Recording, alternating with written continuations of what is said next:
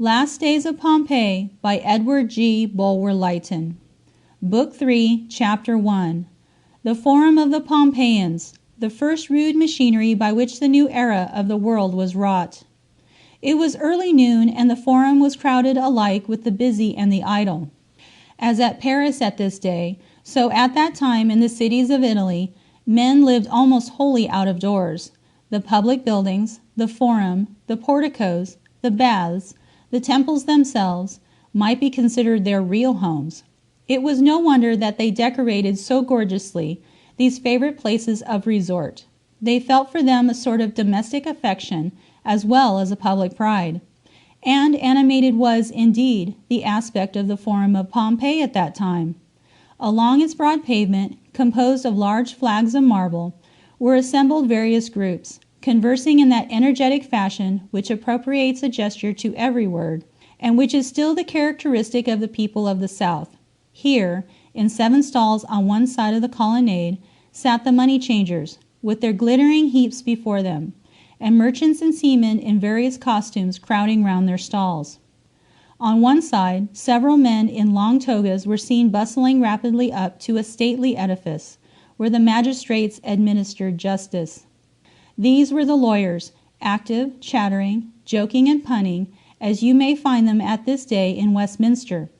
In the center of the space, pedestals supported various statues, of which the most remarkable was the stately form of Cicero. Around the court ran a regular and symmetrical colonnade of Doric architecture, and there several, whose business drew them early to the place, were taking the slight morning repast which made an Italian breakfast, talking vehemently on the earthquake of the preceding night as they dipped pieces of bread in their cups of diluted wine. In the open space, too, you might perceive various petty traders exercising the arts of their calling. Here, one man was holding out ribbons to a fair dame from the country. Another man was vaunting to a stout farmer the excellence of his shoes. A third, a kind of stall restaurateur, still so common in the Italian cities, was supplying many a hungry mouth with hot messes from his small and itinerant stove, while, contrast strongly typical of the mingled bustle and intellect of the time, close by, a schoolmaster was expounding to his puzzled pupils the elements of the Latin grammar. A gallery above the portico, which was ascended by small wooden staircases, had also its throng, though, as here the immediate business of the place was mainly carried on, its groups wore a more quiet and serious air. Every now and then the crowd below respectfully gave way to some senator swept along to the temple of Jupiter, which filled up one side of the Forum and was the senator's hall of meeting, nodding with ostentatious condescension to such of his friends or clients as he distinguished amongst the throng. Mingling amidst the gay dresses of the better orders, you saw the hardy forms of the neighboring farmers as they made their way to the public granaries. Hard by the temple you caught a view of the triumphal arch, and the long street beyond swarming with inhabitants. In one of the niches of the arch a fountain played, cheerily sparkling in the sunbeams, and above its cornice rose the bronze and equestrian statue of Caligula, strongly contrasting the gay summer skies. Behind the stalls of the money changers was that building now called the Pantheon, and a crowd of the poorer Pompeians passed through the small vestibule which admitted to the interior, with panniers under their arms, pressing on towards a platform placed between 2 columns, where such provisions as the priest had rescued from sacrifice were exposed for sale. At one of the public edifices appropriated to the business of the city, workmen were employed upon the columns, and you heard the noise of their labor every now and then rising above the hum of the multitude. The columns are unfinished to this day. All, then, united, nothing could exceed in variety the costumes, the ranks, the manners, the occupations of the crowd. Nothing could exceed the bustle, the gaiety, the animation, where pleasure and commerce, idleness and labor, avarice and ambition, mingled in one gulf their motley rushing yet harmonious streams. Facing the steps of the temple of Jupiter, with folded arms and a knit and contemptuous brow, stood a man of about 50 years of age. His dress was remarkably plain, not so much from its material as from the absence of all those ornaments which were worn by the Pompeians of every rank. partly from the love of show, partly also because they were chiefly wrought into those shapes deemed most efficacious in resisting the assaults of magic and the influence of the evil eye. His forehead was high and bald. The few locks that remained at the back of the head were concealed by a sort of cowl, which was made a part of his cloak, to be raised or lowered at pleasure, and was now drawn halfway over the head, as a protection from the rays of the sun. The color of his garments was brown, no popular hue with the Pompeians. All the usual admixtures of scarlet or purple seemed carefully excluded. His belt, or girdle, contained a small receptacle for ink, which hooked onto the girdle, a stylus or implement of writing, and tablets of no ordinary size. What was rather remarkable, the cincture held no purse, which was the almost indispensable appurtenance of the girdle, even when that purse had the misfortune to be empty. It was not often that the gay and egotistical Pompeians busied themselves with observing the countenances and actions of their neighbors, but there was that in the lip and eye of this bystander so remarkably bitter and disdainful, as he surveyed the religious procession sweeping up the stairs of the temple, that could not fail to arrest the notice of many. "Who is yon cynic?" asked a merchant of his companion, a jeweler. "It is Olinthus," replied the jeweler, "a reputed Nazarene." The merchant shuddered. "A dreaded sect," he said in a whispered and fearful voice. "It is said that when they meet at nights they always commence their ceremonies by the murder of a new-born babe. They profess a community of goods, too. The wretches! A community of goods! What would become of merchants, or jewelers either, if such notions were in fashion?" "That is very true," said the jeweler. "Besides, they wear no jewels. They mutter imprecations when they see a serpent, and at Pompeii all our ornaments are serpentine." "Do but observe," said a third, who was a fabricant of bronze, "how yon Nazarene scowls at the piety of the sacrificial procession. He is murmuring curses on the temple, be sure. Do you know, Silenus, that this fellow, passing by my shop the other day, and seeing me employed on a statue of Minerva, told me with a frown that, had it been marble, he would have broken it. But the bronze was too strong for him. 'Break a goddess?' I said. 'A goddess?' answered the atheist. 'It is a demon, an evil spirit.' Then he passed on his way cursing. Are such things to be borne? What marvel that the earth heaved so fearfully last night, anxious to reject the atheist from her bosom? An atheist, do I say? Worse still, a scorner of the fine arts. Woe to us fabricants of bronze, if such fellows as this give the law to society!" "These are the incendiaries that burnt Rome under Nero," groaned the jeweler. While such were the friendly remarks provoked by the air and faith of the Nazarene, Olinthus himself became sensible of the effect he was producing. He turned his eyes round, and observed the intent faces of the accumulating throng, whispering as they gazed, and surveyed them for a moment with an expression, first of defiance, and afterwards of compassion. He gathered his cloak round him and passed on, muttering audibly, "Deluded idolaters! Did not last night's convulsions warn ye? Alas! How will ye meet the last day?" The crowd that heard these boding words gave them different interpretations, according to their different shades of ignorance and of fear. All, however, concurred in imagining them to convey some awful imprecation. They regarded the Christian as the enemy of mankind. The epithets they lavished upon him, of which atheist was the most favored and frequent, may serve perhaps to warn us, believers of that same creed now triumphant, how we indulge the persecution of opinion Olinthus then underwent, and how we apply to those whose notions differ from our own the terms at that day lavished on the fathers of our faith. As Olinthus stalked through the crowd and gained one of the more private places of egress from the forum, he perceived gazing upon him a pale and earnest countenance, which he was not slow to recognize. Wrapped in a pallium that partially concealed his sacred robes, The young Arbaces surveyed the disciple of that new and mysterious creed, to which at one time he had been half a convert. Is he, too, an impostor? Does this man, so plain and simple in life, in garb, in mien, does he, too, like Arbaces, make austerity the robe of the sensualist? Does the veil of Vesta hide the vices of the prostitute?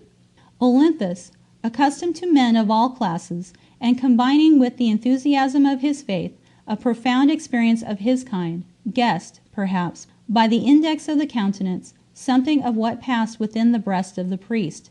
He met the survey of Arbaces with a steady eye and a brow of serene and open candor. "Peace be with you," he said, saluting Arbaces. "Peace," echoed the priest, in so hollow a tone that it went at once to the heart of the Nazarene. "In that wish," continued Olinthus, "all good things are combined. Without virtue thou canst not have peace. Like the rainbow, peace rests upon the earth, but its arch is lost in heaven. Heaven bathes it in hues of light. It springs up amidst tears and clouds. It is a reflection of the eternal sun. It is an assurance of calm. It is the sign of a great covenant between man and God. Such peace, O young man, is the smile of the soul. It is an emanation from the distant orb of immortal light. Peace be with you." "Alas," began Arbaces, when he caught the gaze of the curious loiterers, inquisitive to know what could possibly be the theme of conversation between a reputed Nazarene and a priest of Isis. He stopped short, and then added in a low tone, "We cannot converse here. I will follow thee to the banks of the river. There is a walk, which at this time is usually deserted and solitary." Olinthus bowed assent. He passed through the streets with a hasty step, but a quick and observant eye. Every now and then he exchanged a significant glance, a slight sign with some passenger, whose garb usually betokened the wearer to belong to the humbler classes. For Christianity was in this the type of all other and less mighty revolutions. The grain of mustard seed was in the heart of the lowly. Amidst the huts of poverty and labor, the vast stream which afterwards poured its broad waters beside the cities and palaces of earth took its neglected source. End of Book 3, Chapter 1. Book 3, Chapter 2. The Noonday Excursion on the Campanian Seas. "But tell me, Glaucus," said Ione, as they glided down the rippling Sarnus in their boat of pleasure, "how camest thou with Arbaces to my rescue from that bad man?" "Ask Nydia yonder," answered the Athenian, pointing to the blind girl, who sat at a little distance from them, leaning pensively over her lyre. "She must have thy thanks, not we. It seems that she came to my house, and, finding me from home, sought thy brother in his temple. He accompanied her to Arbaces. On their way they encountered me, with a company of friends, whom thy kind letter had given me a spirit cheerful enough to join. Nydia's quick ear detected my voice. A few words sufficed to make me the companion of Arbaces. I told not my associates why I left them. Could I trust thy name to their light tongues and gossiping opinion? Nydia led us to the garden gate, by which we afterwards bore thee. We entered, and were about to plunge into the mysteries of that evil house, when we heard thy cry in another direction. Thou knowest the rest." Ione blushed deeply. She then raised her eyes to those of Glaucus, and he felt all the thanks she could not utter. "Come hither, my Nydia," she said tenderly to the Thessalian. "Did I not tell thee that thou shouldest be my sister and friend? Hast thou not already been more? My guardian, my preserver?" "It is nothing," answered Nydia coldly, and without stirring. "Ah, I forgot," continued Ione, "I should come to thee." And she moved along the benches till she reached the place where Nydia sat, and flinging her arms caressingly round her, covered her cheeks with kisses. Nydia was, that morning, paler than her wont, and her countenance grew even more wan and colourless as she submitted to the embrace of the beautiful Neapolitan. "But how camest thou, Nydia," whispered Ione, "to surmise so faithfully the danger I was exposed to? Didst thou know aught of the Egyptian?" "Yes, I knew of his vices." "And how?" "Noble Ione, I have been a slave to the vicious. Those whom I served were his minions. and thou hast entered his house, since thou knewest so well that private entrance? I have played on my lyre to Arbaces, answered the Thessalian with embarrassment. And thou hast escaped the contagion from which thou hast saved Ione, returned the Neapolitan, in a voice too low for the ear of Glaucus. Noble Ione, I have neither beauty nor station. I am a child, a slave, and blind. The despicable are ever safe.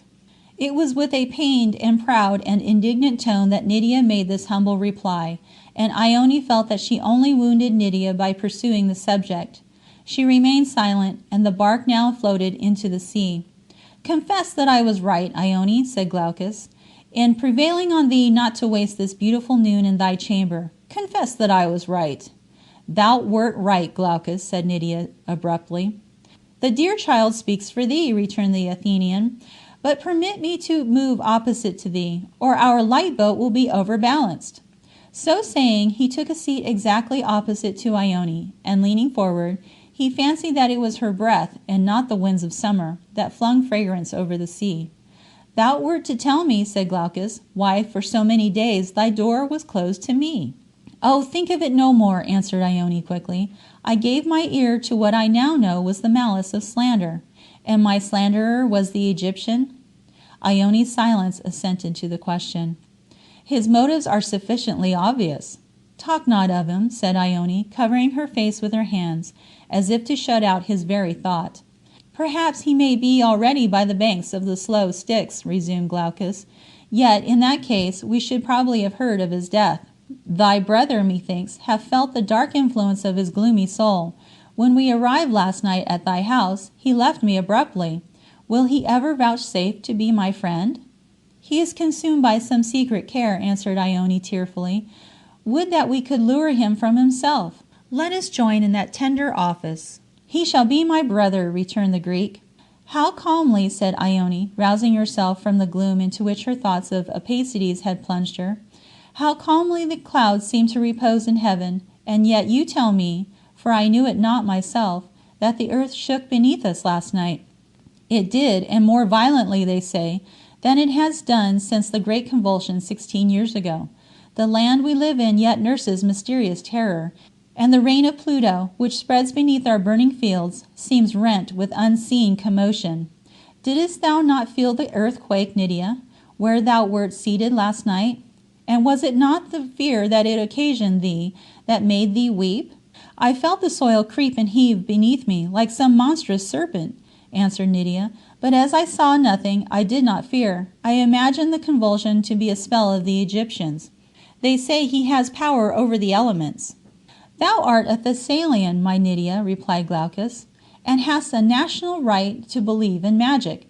Magic! Who doubts it? Answered Nydia simply. Dost thou? Until last night, when a necromantic prodigy did indeed appall me, methinks I was not credulous in any other magic save that of love, said Glaucus in a tremulous voice, and fixing his eyes on Ione. Ah, said Nydia with a sort of shiver, and she woke mechanically a few pleasing notes from her lyre. The sound suited well the tranquillity of the waters and the sunny stillness of the noon. Play to us, dear Nydia, said Glaucus. Play and give us one of thine old Thessalian songs, whether it be of magic or not, as thou wilt. Let it, at least, be of love. Of love, repeated Nydia, raising her large wandering eyes, that ever thrilled those who saw them with a mingled fear and pity. You could never familiarize yourself to their aspect. So strange did it seem that those dark wild orbs were ignorant of the day, and either so fixed with their deep mysterious gaze, or so restless and perturbed their glance, that you felt, when you encountered them, that same vague and chilling and half preternatural impression that comes over you in the presence of the insane, of those who, having a life outwardly like your own, have a life within life, dissimilar, unsearchable, unguessed. Will you that I should sing of love? She said, fixing her eyes upon Glaucus. Yes, he replied, looking down. She moved a little way from the arm of Ione, still cast round her, as if that soft embrace embarrassed, and placing her light and graceful instrument on her knee, after a short prelude, she sang the following strain. Nydia's Love Song, 1. The wind and the beam loved the rose, and the rose loved one. For who recks the wind where it blows, or loves not the sun. 2. None knew hence the humble wind stole, poor sport of the skies. None dreamt that the wind had a soul in its mournful sighs. 3. O happy beam, how canst thou prove that bright love of thine? In thy light is the proof of thy love, thou hast but to shine. 4. How its love can the wind reveal? Unwelcome its sigh. Mute, mute to its rose let it steal, its proof is to die. Thou singest but sadly, sweet girl, said Glaucus. Thy youth only feels as yet the dark shadow of love. Far other inspiration doth he wake, when he himself bursts and brightens upon us. I sing as I was taught, Nydia replied, sighing. Thy master was love-crossed then. Try thy hand at a gayer air. Nay, girl, give that instrument to me. As Nydia obeyed, her hand touched his, and, with that slight touch, her breast heaved, her cheek flushed. Ione and Glaucus, occupied with each other, perceived not those signs of strange and premature emotions, which preyed upon a heart that, nourished by imagination, dispensed with hope. And now, broad, blue, bright before them, spread the Halcyon Sea, fair as at this moment, 17 centuries from that date. I behold it rippling on the same divinest shores. Clime that yet enervates with a soft and Circean spell, that molds us insensibly, mysteriously, into harmony with thyself, banishing the thought of austerer labor, the voices of wild ambition, the contests and the roar of life, filling us with gentle and subduing dreams, making necessary to our nature that which is its least earthly portion, so that the very air inspires us with the yearning and thirst of love. Whoever visits thee seems to leave earth and its harsh cares behind, to enter by the ivory gate into the land of dreams. The young and laughing hours of the present, the hours, those children of Saturn, which he hungers ever to devour, seem snatched from his grasp. The past, the future are forgotten. We enjoy but the breathing time. Flower of the world's garden, fountain of delight, Italy of Italy, beautiful benign Campania. Vain were, indeed, the Titans, if on this spot they yet struggled for another heaven. Here, if God meant this working day for a perpetual holiday, who would not sigh to dwell forever, asking nothing, hoping nothing, fearing nothing, while thy skies shine over him, while thy seas sparkle at his feet, while thine air brought him sweet messages from the violet and the orange, and while the heart, resigned to, beating with, but one emotion, but could find the lips and the eyes which flatter it, vanity of vanities, that love can defy custom and be eternal? It was then in this clime, on those seas, that the Athenian gazed upon a face that might have suited the nymph, the spirit of the place, feeding his eyes on the changeful roses of that softest cheek, happy beyond the happiness of common life, loving and knowing himself beloved. In the tale of human passion, in past ages, there is something of interest even in the remoteness of the time. We love to feel within us the bond which unites the most distant era. Men, nations, customs perish. The affections are immortal. They are the sympathies which unite the ceaseless generations. The past lives again. When we look upon its emotions, it lives in our own. That which was, ever is. The magician's gift, that revives the dead, that animates the dust of forgotten graves, is not in the author's skill. It is in the heart of the reader. Still vainly seeking the eyes of Ione, as half downcast, half averted, they shunned his own. The Athenian, in a low and soft voice, thus expressed the feelings inspired by happier thoughts than those which had colored the song of Nydia. The Song of Glaucus. 1. As the bark floateth on o'er the sunlit sea, floats my heart o'er the deeps of its passion for thee. All lost in the space, without terror it glides, for bright thy soul is the face of the tides. Now heaving, now hushed, is the passionate ocean, as it catches thy smile or thy sighs, and the twin stars that shine on the wanderer's devotion, its guide and its God, are thine eyes. 2. The bark may go down, should the clouds sweep above, for its being is bound to the light of thy love. As thy faith and thy smile are its life and its joy, so thy frown or thy change are the storms that destroy. Ah, sweeter to sink while the sky is serene, if time hath a change for thy heart, If to live be to weep over what thou hast been, let me die while I know what thou art." As the last words of the song trembled over the sea, Ione raised her looks. They met those of her lover. "Happy Nydia, happy in thy affliction, that thou couldst not see that fascinated and charmed gaze, that said so much, that made the eye the voice of the soul, that promised the impossibility of change." But, though the Thessalian could not detect the gaze, she divined its meaning by their silence, by their sighs. She pressed her hands lightly across her breast, as if to keep down its bitter and jealous thoughts. Then she hastened to speak, for that silence was intolerable to her. "After all, O Glaucus," she said, "there is nothing very mirthful in your strain." "Yet I meant it to be so, when I took up thy lyre, pretty one. Perhaps happiness will not permit us to be mirthful." "How strange it is," said Ione, changing a conversation which oppressed her while it charmed, "that for the last several days yonder cloud has hung motionless over Vesuvius. Yet not indeed motionless, for sometimes it changes its form. Now methinks it looks like some vast giant, with an arm outstretched over the city. Dost thou see the likeness? Or is it only to my fancy?" "Fair Ione, I see it also. It is astonishingly distinct. The giant seems seated on the brow of the mountain. The different shades of the cloud appear to form a white robe that sweeps over its vast breast and limbs. It seems to gaze with a steady face upon the city below, to point with one hand, as thou sayest, over its glittering streets, and to raise the other, dost thou note it, towards the higher heaven. It is like the ghost of some huge Titan brooding over the beautiful world he lost, sorrowful for the past, yet with something of menace for the future. Could that mountain have any connection with last night's earthquake? They say that, ages ago, almost in the earliest era of tradition, it gave forth fires as Etna still. Perhaps the flames yet lurk and dart beneath." "It is possible," said Glaucus musingly. "Thou sayest thou art slow to believe in magic," said Nydia suddenly. "I have heard that a potent witch dwells amongst the scorched caverns of the mountain, and yon cloud may be the dim shadow of the demon she confers with." "Thou art full of the romance of thy native Thessaly," said Glaucus, "and a strange mixture of sense and all conflicting superstitions."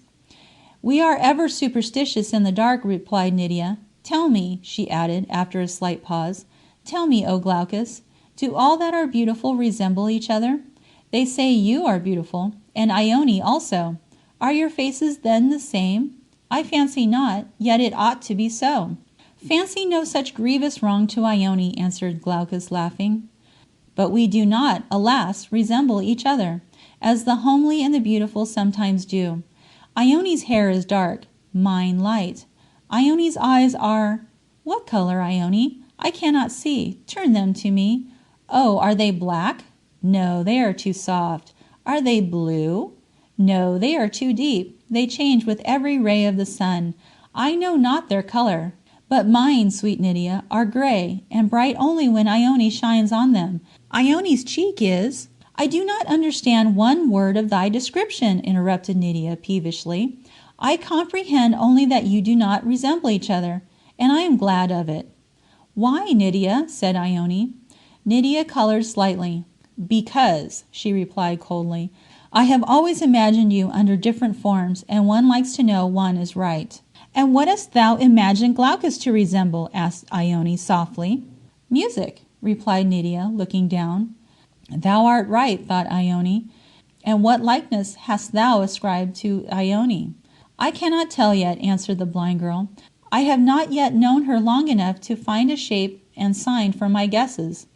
"I will tell thee then," said Glaucus passionately. "She is like the sun that warms, like the wave that refreshes." "The sun sometimes scorches and the wave sometimes drowns," answered Nydia. "Take then these roses," said Glaucus. "Let their fragrance suggest to thee Ione." "Alas! the roses will fade," said the Neapolitan archly. Thus conversing, they wore away the hours. The lovers, conscious only of the brightness and smiles of love; the blind girl feeling only its darkness, its tortures, the fierceness of jealousy and its woe.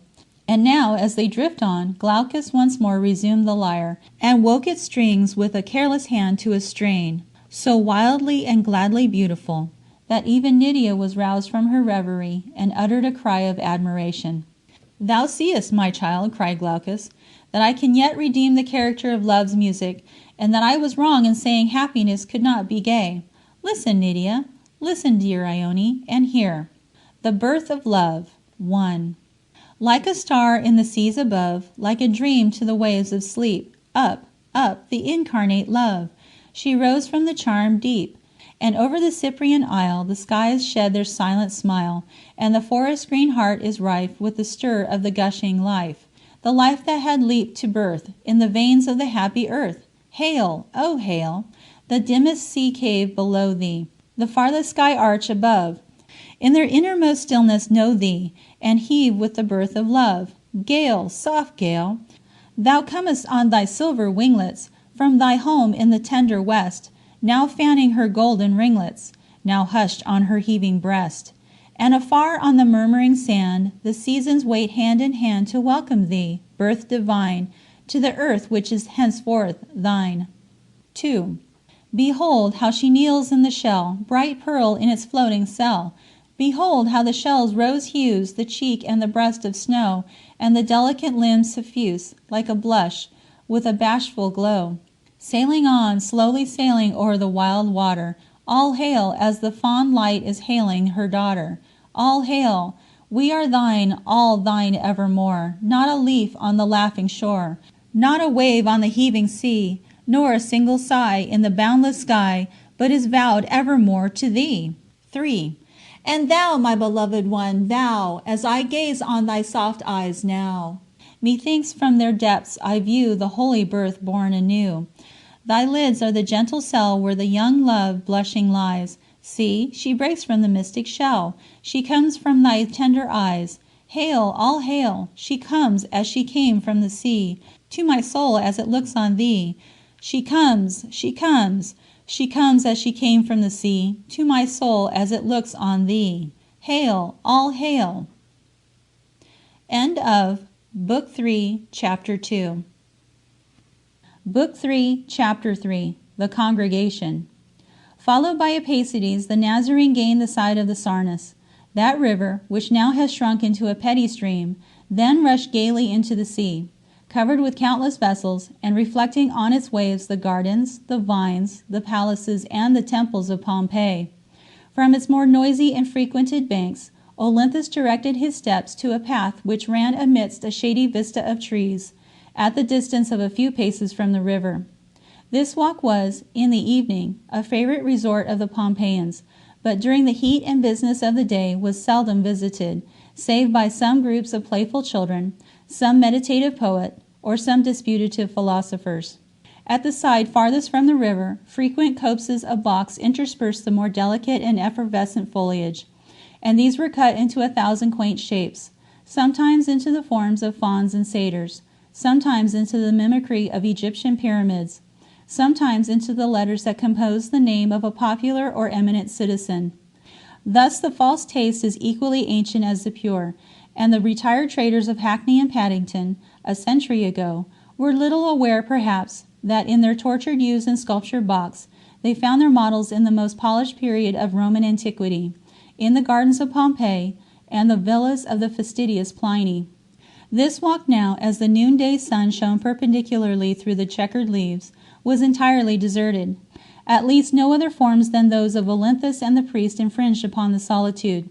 They sat themselves on one of the benches, placed at intervals between the trees, and facing the faint breeze that came languidly from the river, whose waves danced and sparkled before them, a singular and contrasted pair, the believer in the latest, the priest of the most ancient, worship of the world. "Since thou leftest me so abruptly," said Olinthus, "hast thou been happy? Has thy heart found contentment under these priestly robes? Hast thou, still yearning for the voice of God, heard it whisper comfort to thee from the oracles of Isis? That sigh, that averted countenance, give me the answer my soul predicted." "Alas," answered Arbaces sadly, "thou seest before thee a wretched and distracted man. From my childhood upward I have idolized the dreams of virtue. I have envied the holiness of men who, in caves and lonely temples, have been admitted to the companionship of beings above the world. My days have been consumed with feverish and vague desires, my nights with mocking but solemn visions. Seduced by the mystic prophecies of an impostor, I have endued these robes. My nature, I confess it to thee frankly, my nature has revolted at what I have seen and been doomed to share in. Searching after the truth, I have become but the minister of falsehoods. On the evening in which we last met, I was buoyed by hopes created by that same impostor, whom I ought already to have better known. I have... no matter, suffice it.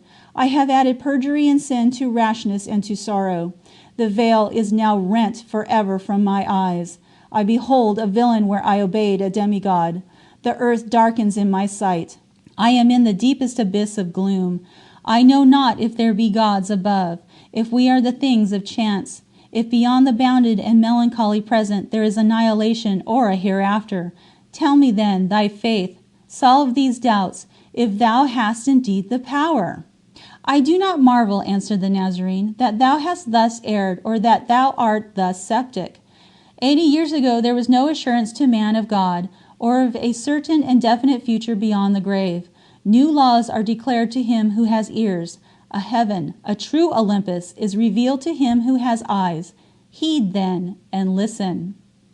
And with all the earnestness of a man believing ardently himself, and zealous to convert, the Nazarene poured forth to Arbaces the assurances of scriptural promise. He spoke first of the sufferings and miracles of Christ. He wept as he spoke. He turned next to the glories of the Saviour's ascension, to the clear predictions of Revelation. He described that pure and unsensual heaven destined to the virtuous, those fires and torments that were the doom of guilt. The doubts which sprung up to the mind of later reasoners in the immensity of the sacrifice of God to man were not such as would occur to the early heathen. He had been accustomed to believe that the gods had lived upon the earth and taken upon themselves the form of men, had shared in human passions, in human labors, and in human misfortunes.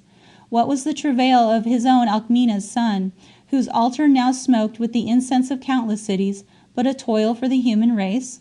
Had not the great Dorian Apollo expiated a mystic sin by descending to the grave? Those who were the deities of heaven had been the lawgivers or benefactors on earth, and gratitude had led to worship. It seemed, therefore, to the heathen, a doctrine neither new nor strange, that Christ had been sent from heaven, that an immortal had endued immortality, and tasted the bitterness of death, and the end for which he thus toiled and thus suffered. How far more glorious did it seem to Arbaces than that for which the deities of old had visited the netherworld, and passed through the gates of death!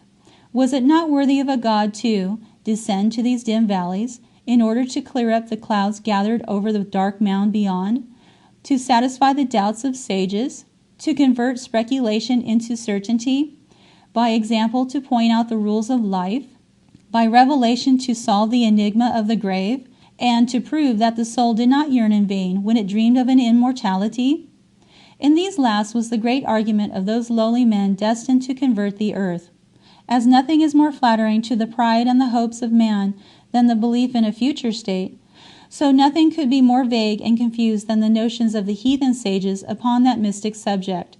Arbaces had already learned that the faith of the philosophers was not that of the herd, that if they secretly professed a creed in some diviner power, it was not the creed which they thought it wise to impart to the community. He had already learned that even the priests ridiculed what he preached to the people, that the notions of the few and the many were never united.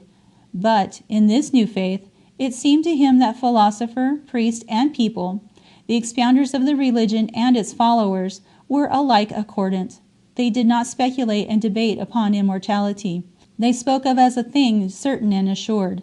The magnificence of the promise dazzled him, its consolation soothed.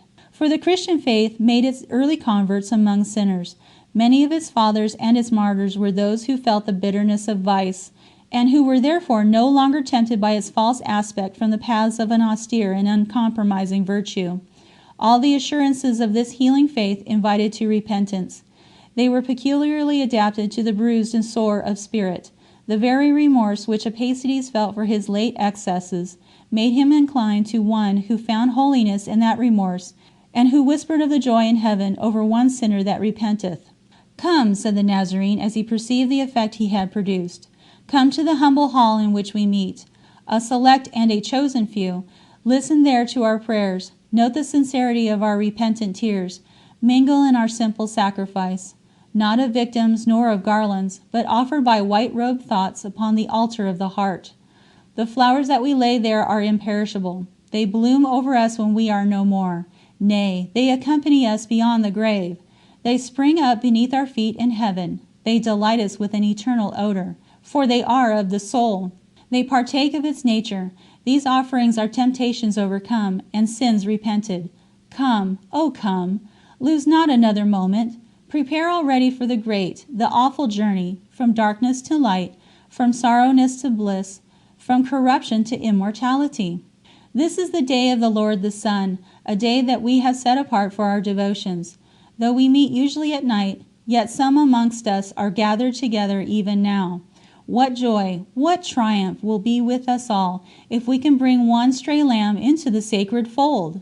There seemed to Arbaces, so naturally pure of heart, something ineffably generous and benign in that spirit of conversation which animated Olinthus, a spirit that found its own bliss in the happiness of others, that sought in its wide sociality to make companions for eternity. He was touched, softened, and subdued. He was not in that mood which can bear to be left alone. Curiosity, too, mingled with his purer stimulants. He was anxious to see those rites of which so many dark and contradictory rumors were afloat.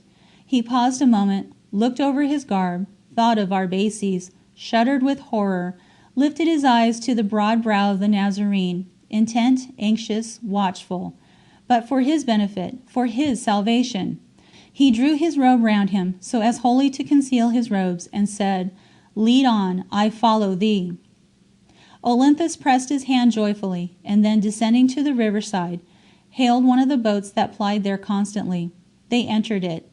An awning overhead, while it sheltered them from the sun, screened also their persons from observation. They rapidly skimmed the wave. From one of the boats that passed them floated a soft music, and its prow was decorated with flowers. It was gliding towards the sea. "So," said Olinthus sadly, "unconscious and mirthful in their delusions, sail the votaries of luxury into the great ocean of storm and shipwreck. We pass them, silent and unnoticed, to gain the land." Arbaces, lifting his eyes, caught through the aperture in the awning a glimpse of the face of one of the inmates on that gay bark. It was the face of Ione. The lovers were embarked on the excursion at which we have been made present. The priest sighed, and once more sunk back upon his seat. They reached the shore where, in the suburbs, an alley of small and mean houses stretched towards the bank. They dismissed the boat, landed, and Olinthus, preceding the priest, threaded the labyrinth of lanes, and arrived at last at the closed door of a habitation somewhat larger than its neighbors.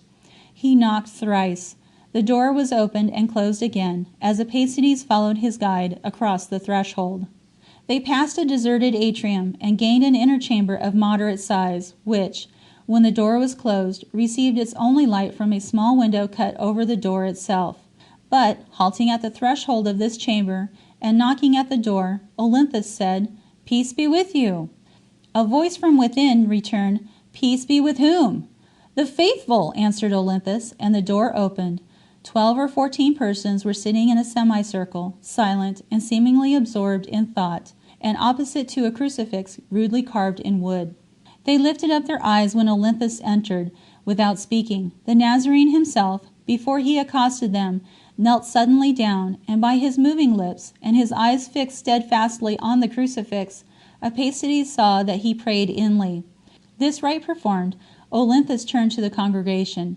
"Men and brethren," he said, "start not to behold amongst you a priest of Isis.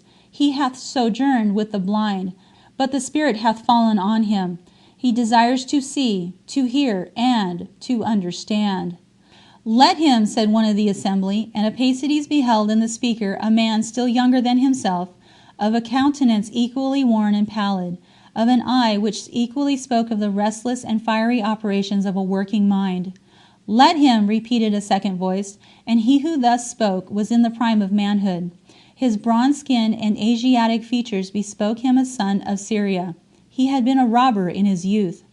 "Let him," said a third voice, and the priest, again turning to regard the speaker, saw an old man with a long grey beard, whom he recognized as a slave to the wealthy Diomed.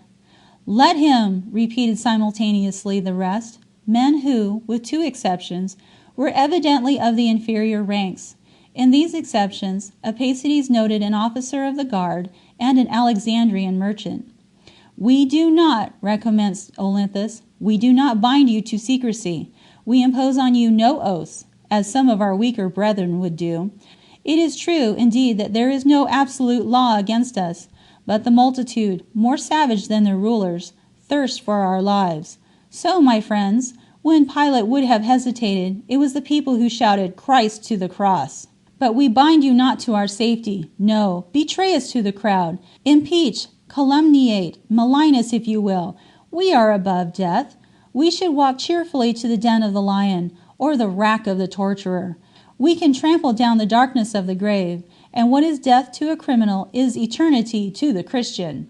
A low and applauding murmur ran through the assembly. "Thou comest among us as an examiner.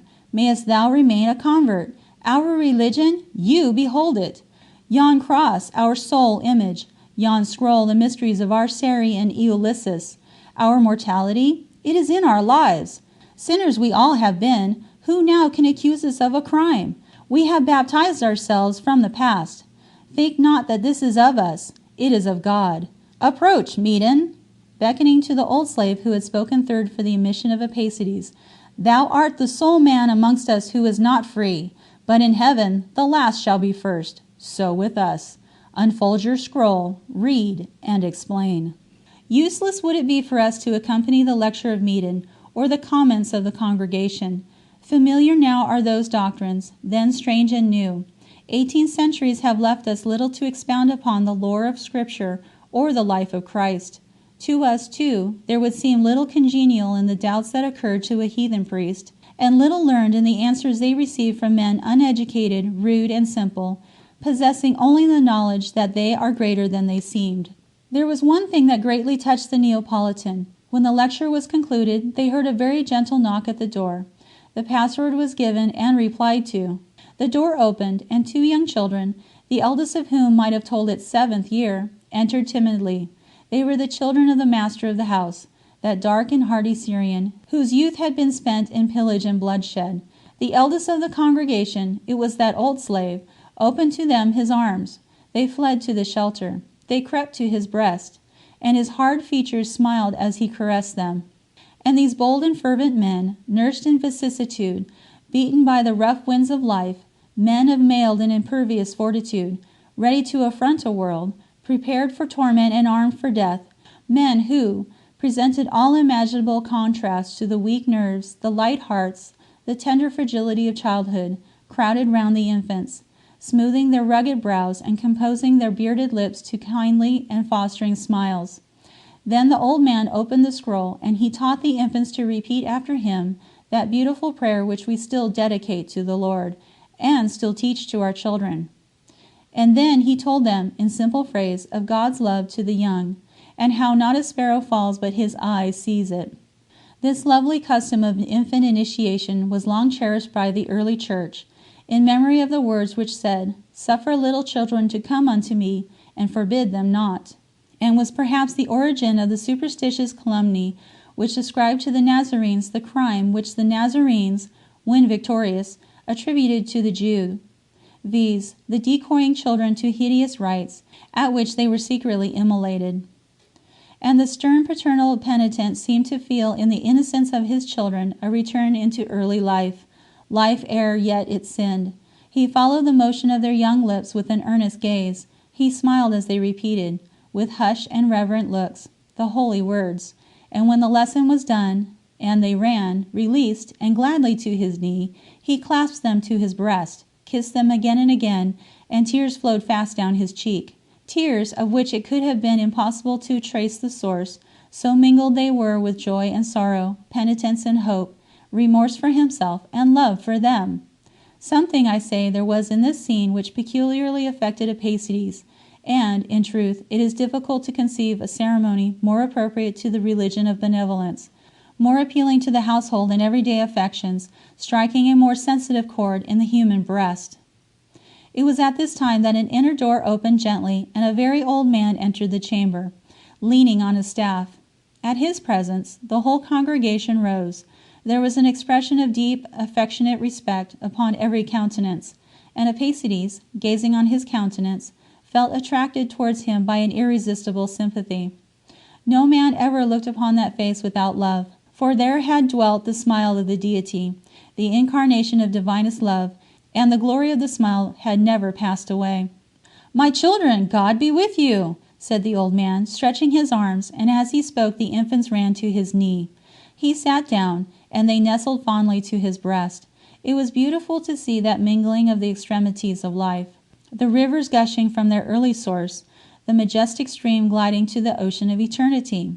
As the light of declining day seems to mingle earth and heaven, making the outline of each scarce visible, and blending the harsh mountain tops with the sky, even so did the smile of that benign old age appear to hallow the aspect of those around, to blend together the strong distinctions of varying years, and to diffuse over infancy and manhood the light of that heaven into which it must soon vanish and be lost. "Father," said Olinthus, "thou on whose form the miracle of the Redeemer worked, thou who wert snatched from the grave to become the living witness of his mercy and his power, behold, a stranger in our meeting, a new lamb gathered to the fold."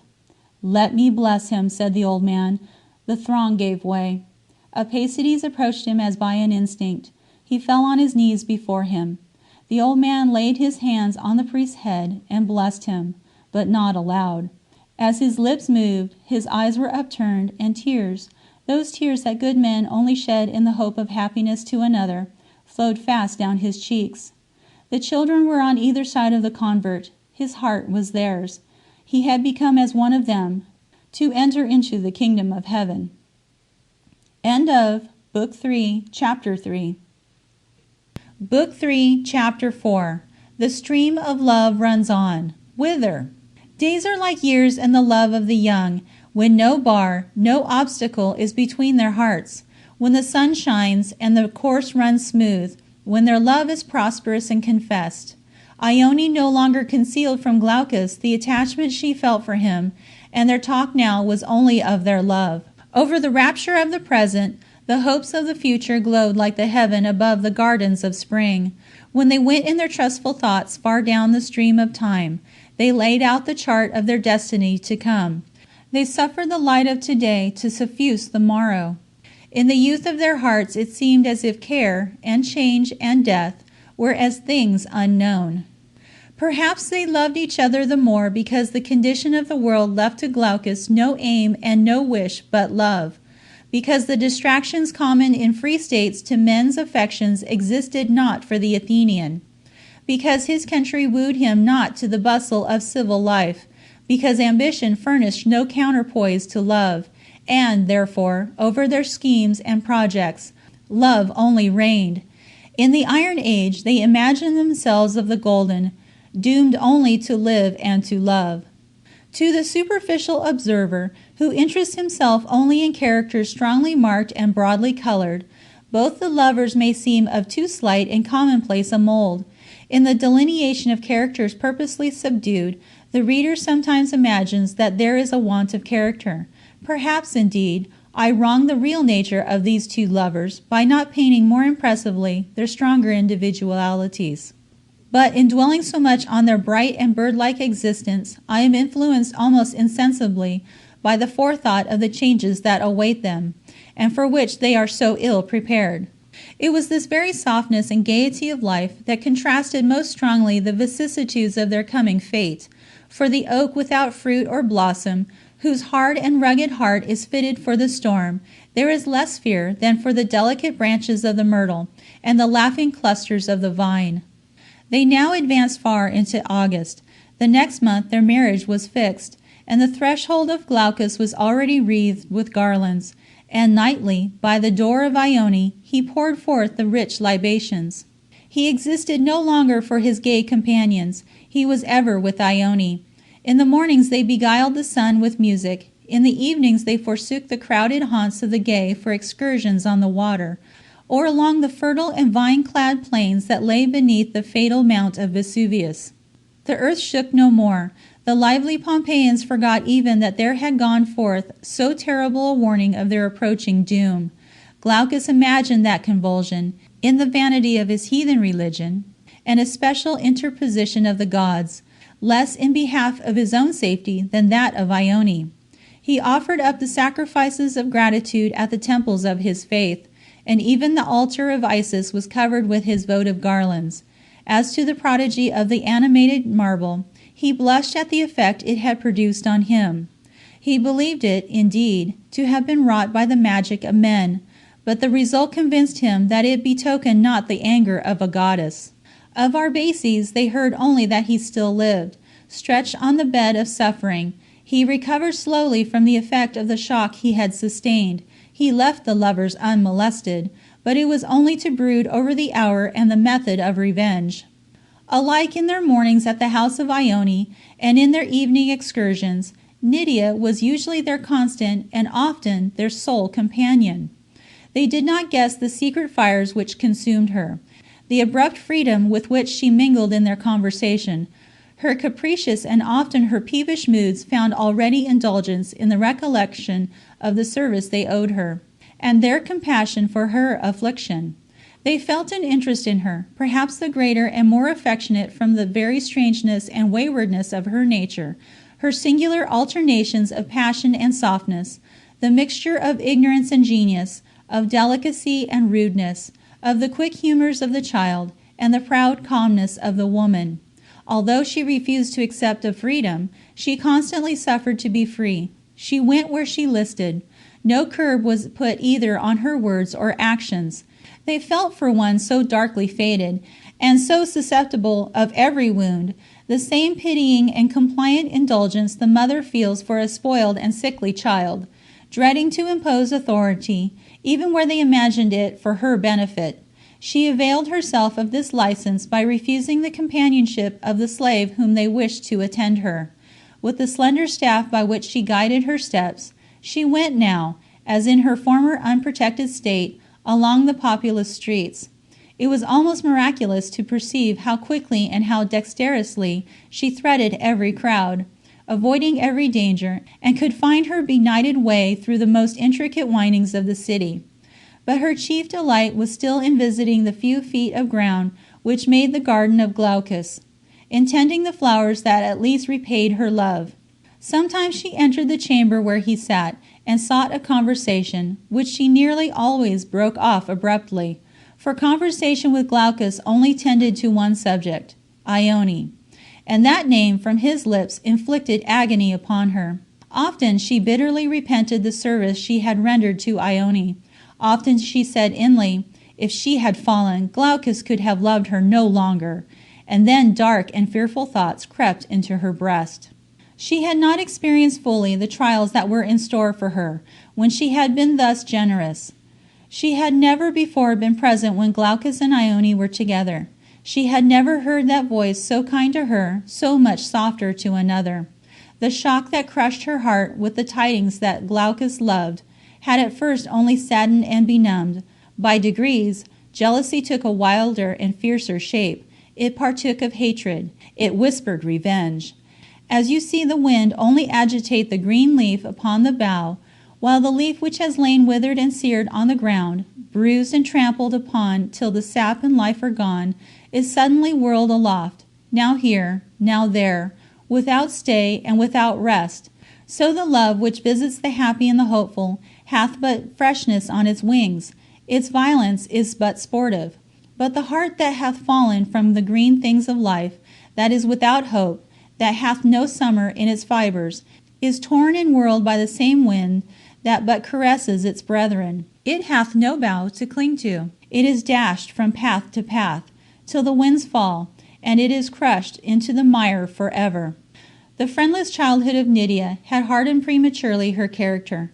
Perhaps the heated scenes of profligation through which she had passed, seemingly unscathed, had ripened her passions, though they had not sullied her purity.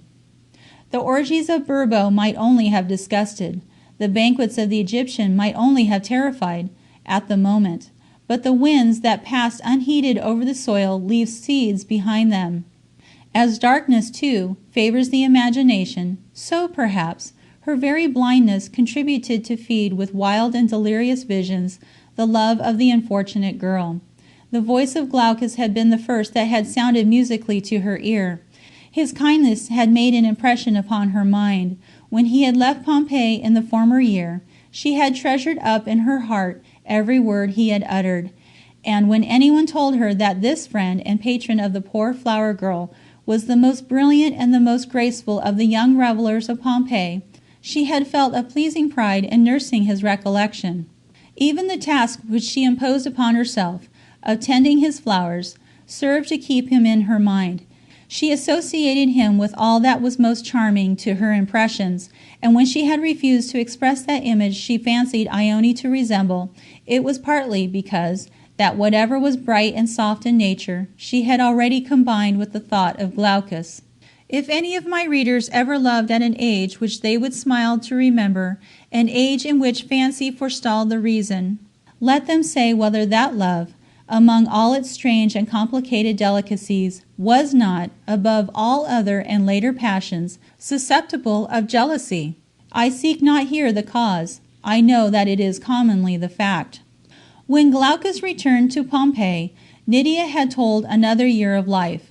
That year, with its sorrows, its loneliness, its trials, had greatly developed her mind and heart, and when the Athenian drew her unconsciously to his breast, deeming her still in soul as in years a child, when he kissed her smooth cheek and wound his arm round her trembling frame, Nydia felt suddenly, as by revelation, that those feelings she had long and innocently cherished were of love, doomed to be rescued from tyranny by Glaucus, doomed to take shelter under his roof, doomed to breathe, but for so brief a time, the same air, and doomed, in the first rush of 1,000 happy, grateful, delicious sentiments of an overflowing heart, to hear that he loved another, to be commissioned to that other, the messenger, the minister, to feel all at once that utter nothingness which she was, which she ever must be, but which, till then, her young mind had not taught her, that utter nothingness to him who was all to her.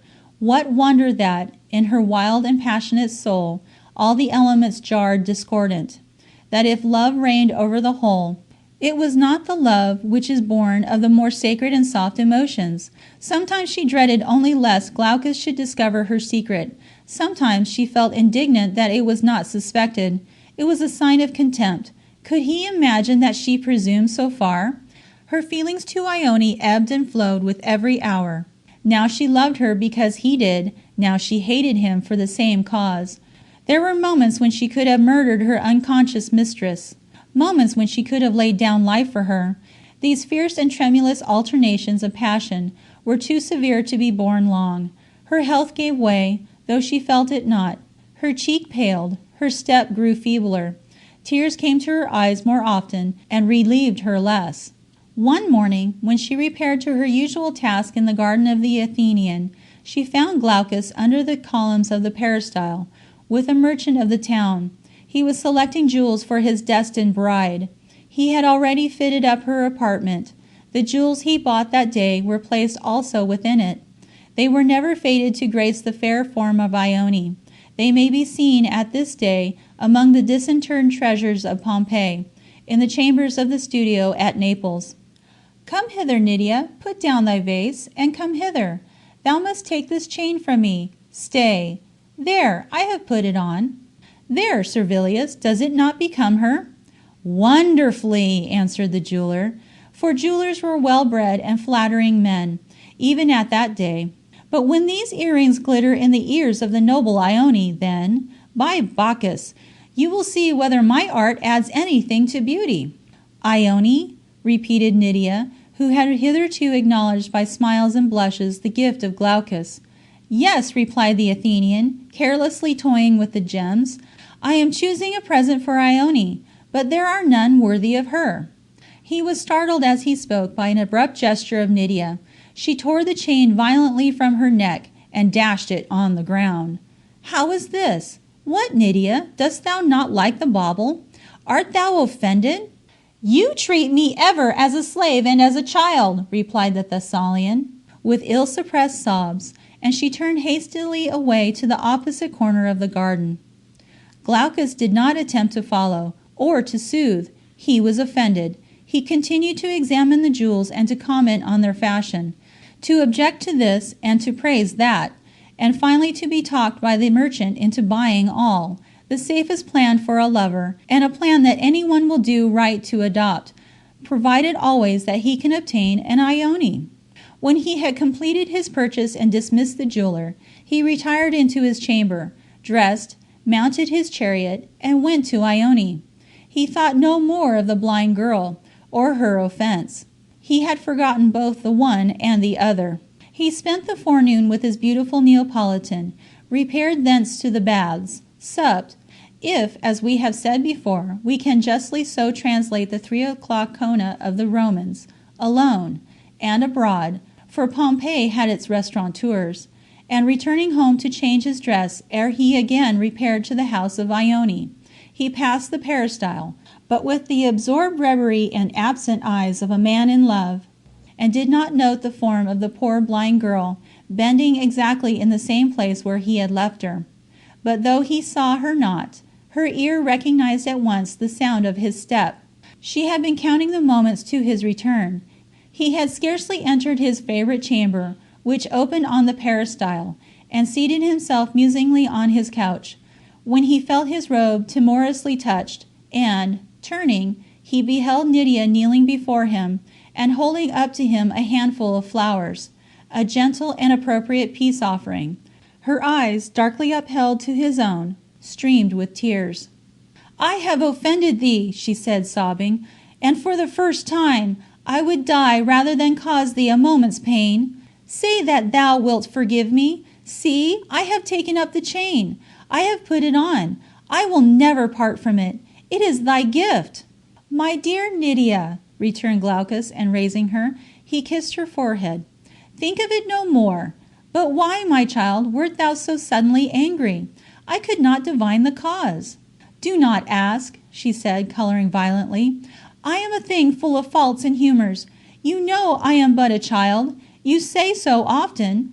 Is it from a child that you can expect a reason for every folly?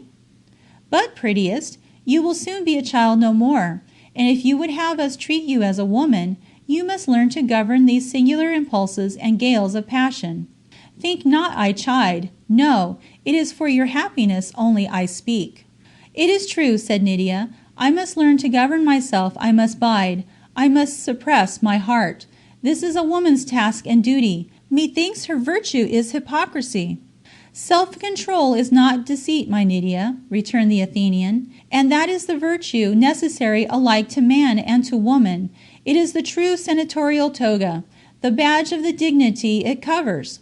"Self-control! Self-control! Well, well, what you say is right. When I listen to you, Glaucus, my wildest thoughts grow calm and sweet, and a delicious serenity falls over me. Advise, guide me ever, my preserver. Thy affectionate heart will be thy best guide, Nydia, when thou hast learned to regulate its feelings." "Ah, that will be never," sighed Nydia, wiping away her tears. "Say not so. The first effort is the only difficult one." "I have made many first efforts," answered Nydia innocently. "But you, my mentor, do you find it so easy to control yourself? Can you conceal, can you even regulate your love for Ione?" "Love, dear Nydia? Ah, that is quite another matter," answered the young preceptor. "I thought so," replied Nydia, with a melancholy smile. "Glaucus, wilt thou take my poor flowers? Do with them as thou wilt. Thou canst give them to Ione," she added, with a little hesitation. "Nay, Nydia," answered Glaucus kindly, divining something of jealousy in her language, though he imagined it only the jealousy of a vain and susceptible child. "I will not give thy pretty flowers to anyone. Sit here and weave them into a garland. I will wear it this night. It is not the first those delicate fingers have woven for me." The poor girl delightedly sat down beside Glaucus.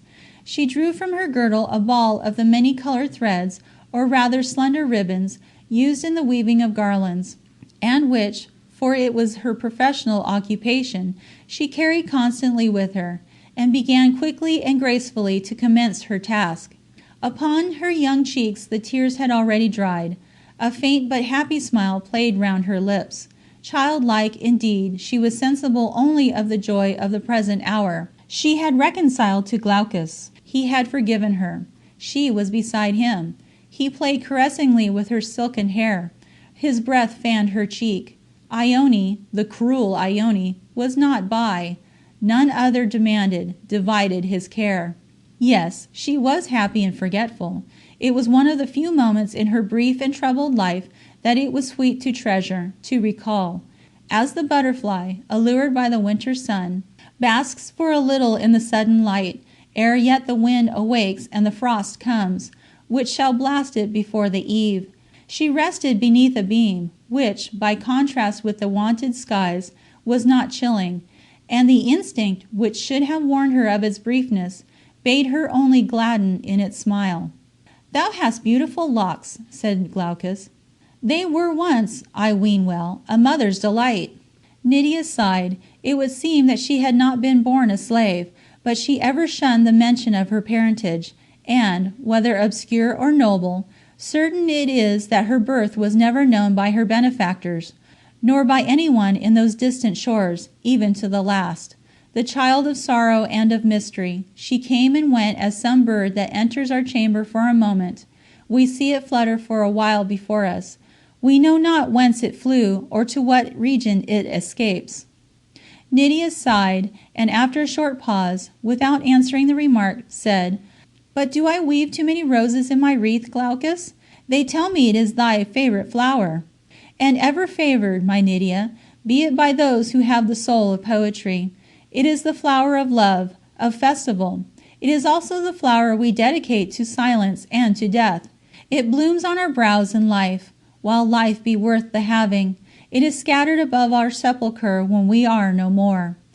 "Ah, would," said Nydia, "instead of this perishable wreath, that I could take thy web from the hand of the fates, and insert the roses there." "Pretty one! Thy wish is worthy of a voice so attuned to song. It is uttered in the spirit of song, and whatever my doom, I thank thee." "Whatever thy doom, is it not already destined to all things bright and fair? My wish was vain. The fates will be as tender to thee as I should." "It may not be so, Nydia, were it not for love. While youth lasts, I may forget my country for a while. But what Athenian, in his graver manhood, can think of Athens as she was, and be contented that he is happy, while she is fallen? Fallen and forever? And why forever? As ashes cannot be rekindled, as love once dead can never revive, so freedom departed from a people is never regained. But talk we not of these matters unsuited to thee. To me, oh, thou errest. I too have my sighs for Greece. My cradle was rocked at the foot of Olympus. The gods have left the mountain, but their traces may be seen in the hearts of their worshippers, seen in the beauty of their clime. They tell me it is beautiful, and I have felt its airs, to which even these are harsh, its sun, to which these skies are chill.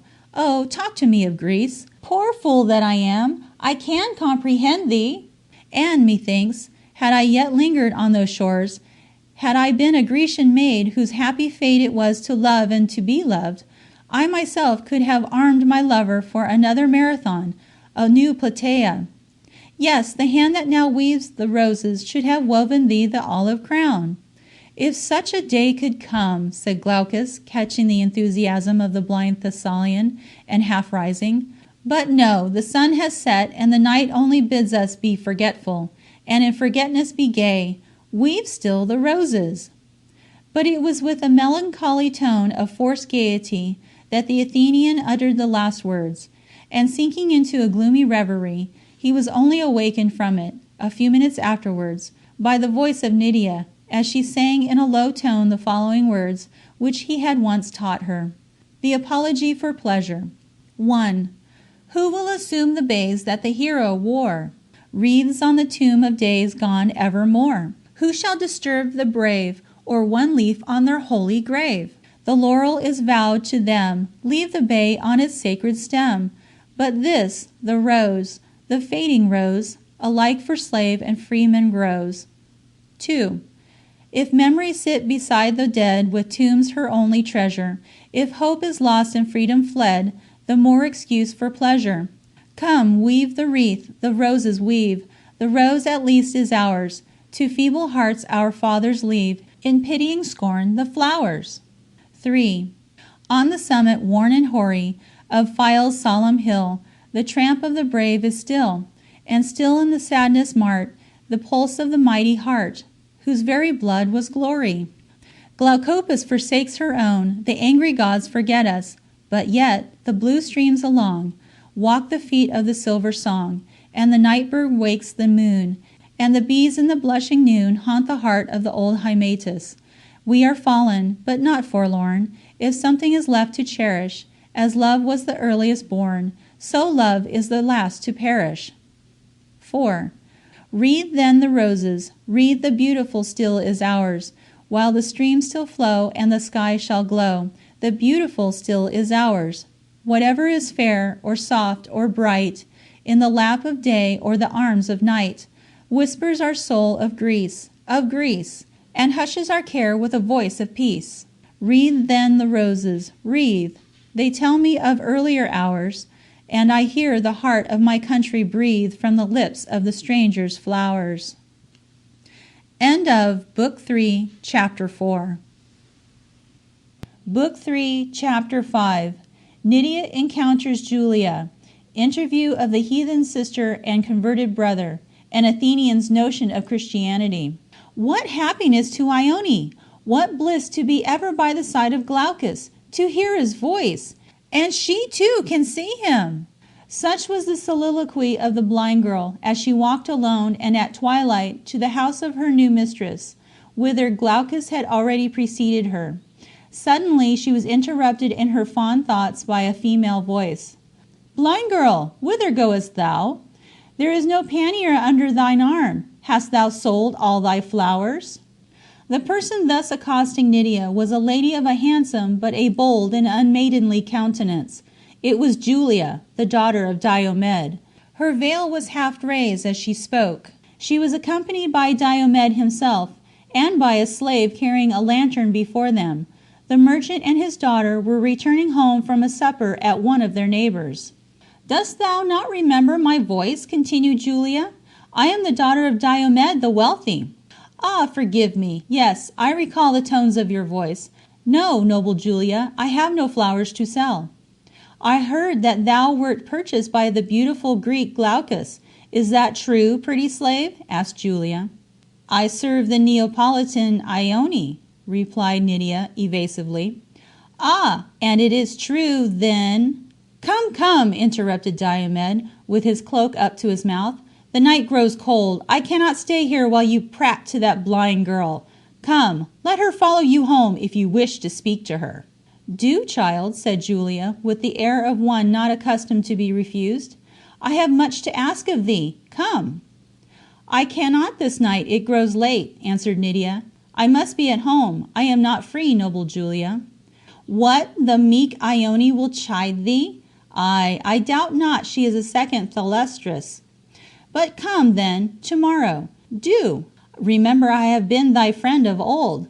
I will obey thy wishes, answered Nydia, and Diomed again impatiently summoned his daughter.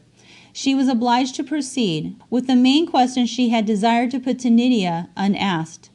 Meanwhile, we return to Ione. The interval of time that had elapsed that day between the first and second visit of Glaucus had not been too gaily spent. She had received a visit from her brother. Since the night he had assisted in saving her from the Egyptian, she had not before seen him. Occupied with his own thoughts of so serious and intense a nature, the young priest had thought little of his sister. In truth, men, perhaps of that fervent order of mind which is ever aspiring above earth, are but little prone to the earthlier affections, and it had been long since Arbaces had sought those soft and friendly interchanges of thought, those sweet confidences which in his earlier youth had bound him to Ione, and which are so natural to that endearing connection which existed between them. Ione, however, had not ceased to regret his estrangement. She had attributed it, at present, to the engrossing duties of his severe fraternity. And often, amidst all her bright hopes, and her new attachment to her betrothed, often, when she thought of her brother's brow prematurely furrowed, his unsmiling lip, and bended frame, she sighed to think that the service of the gods could throw so deep a shadow over that earth which the gods created. But this day, when he visited her, there was a strange calmness on his features, a more quiet and self-possessed expression in his sunken eyes, than she had marked for years. This apparent improvement was but momentary. It was a false calm which the least breeze could ruffle. "May the gods bless thee, my brother," she said, embracing him. "The gods! Speak not thus vaguely. Perchance there is but one God." "My brother? What if the sublime faith of the Nazarene be true? What if God be a monarch, one, invisible, alone? What if these numerous, countless deities, whose altars fill the earth, be but evil demons, seeking to wean us from the true creed? This may be the case, Ione. Alas, can we believe it? Or if we believed, would it not be a melancholy faith?" answered the Neapolitan. "What? All this beautiful world made only human?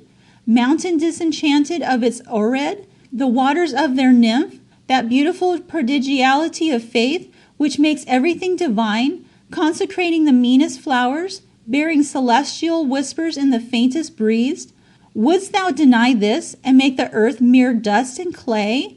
No, Arbaces. All that is brightest in our hearts is that very credulity which peoples the universe with gods." Ione answered as a believer in the poesy of the old mythology would answer. We may judge by that reply how obstinate and hard the contest which Christianity had to endure among the heathens. The graceful superstition was never silent. Every, the most household, action of their lives was entwined with it. It was a portion of life itself, as the flowers are a part of the thyrsus. At every incident they recurred to a god. Every cup of wine was prefaced by a libation. The very garlands on their households were dedicated to some divinity.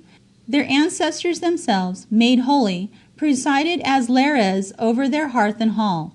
So abundant was belief with them, that in their own climes, at this hour, idolatry has never thoroughly been outrooted. It changes but its objects of worship. It appeals to innumerable saints where once it resorted to divinities, and it pours its crowds, in listening reverence, to oracles at the shrines of Saint Januarius or Saint Stephen, instead of those of Isis or Apollo. But these superstitions were not to the early Christians the object of contempt so much of as horror. They did not believe, with the quiet skepticism of the heathen philosopher, that the gods were inventions of the priest, nor even with the vulgar, that, according to the dim light of history, they had been mortals like themselves. They imagined the heathen divinities to be evil spirits. They transplanted to Italy and to Greece the gloomy demons of India and the East, and in Jupiter or in Mars they shuddered at the representative of Moloch or of Satan. Arbaces had not yet adopted formally the Christian faith, but he was already on the brink of it. He already participated the doctrines of Olinthus. He already imagined that the lively imaginations of the heathen were the suggestions of the arch-enemy of mankind. The innocent and natural answer of Ione made him shudder. He hastened to reply vehemently, and yet so confusedly, that Ione feared for his reason more than she dreaded his violence. "Ah, my brother," she said, "these hard duties of thine have shattered thy very sense. Come to me, Arbaces, my brother, my own brother. Give me thy hand. Let me wipe the dew from thy brow. Chide me not now. I understand thee not. Think only that Ione could not offend thee." "Ione," said Arbaces, drawing her towards him and regarding her tenderly, "can I think that this beautiful form, this kind heart, may be destined to an eternity of torment?" "Dii meliora, the gods forbid," said Ione, in the customary form of words by which her contemporaries thought an omen might be averted. The words, and still more the superstition they implied, wounded the ear of Arbaces. He rose, muttering to himself, turned from the chamber, then stopping halfway, gazed wistfully on Ione, and extended his arms.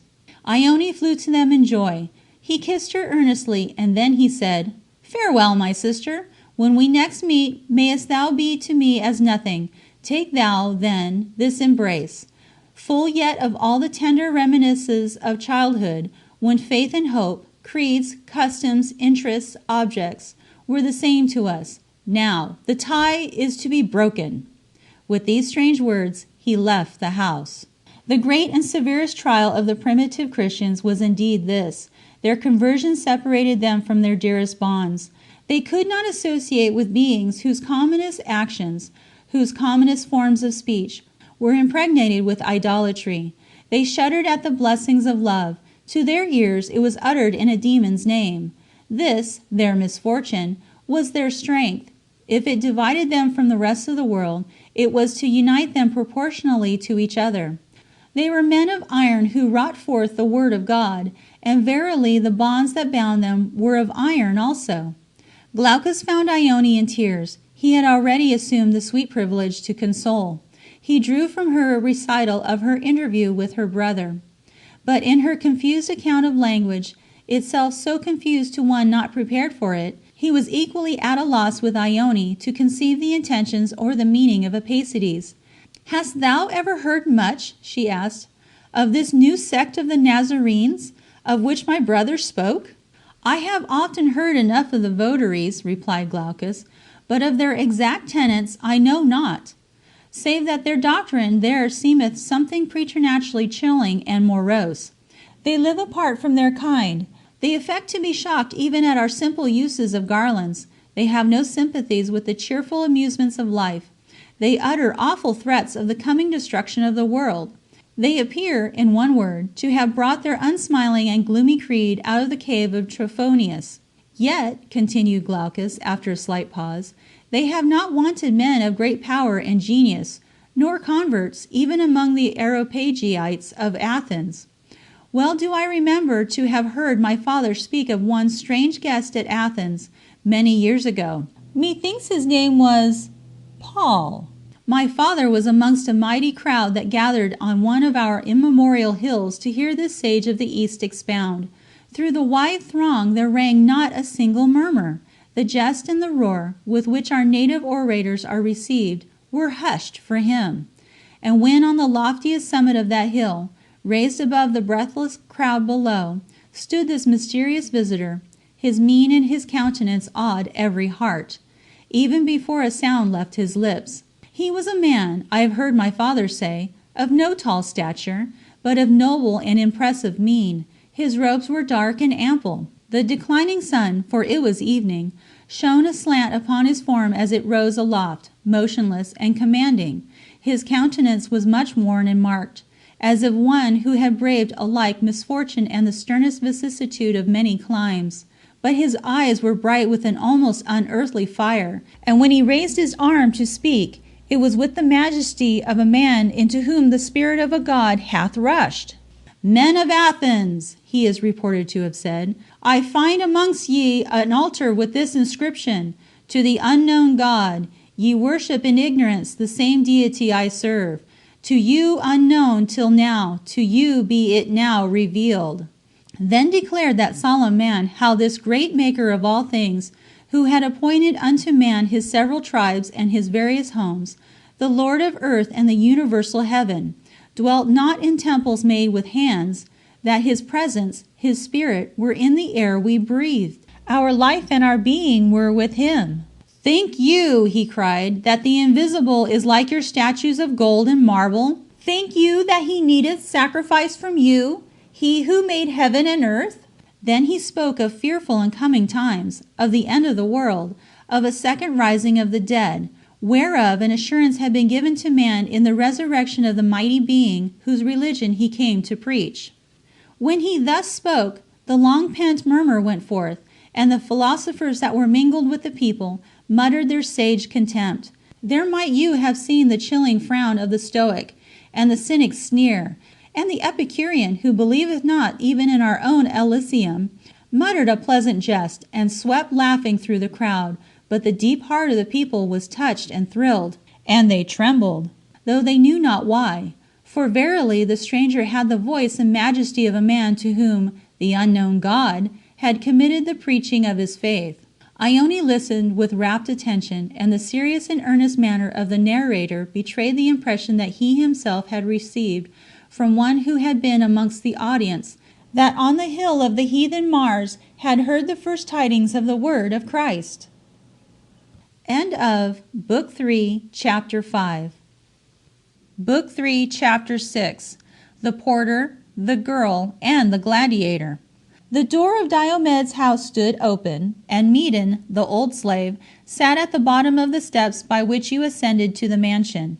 That luxurious mansion of the rich merchant of Pompeii is still to be seen just without the gates of the city, at the commencement of the Street of Tombs. It was a gay neighborhood, despite the dead.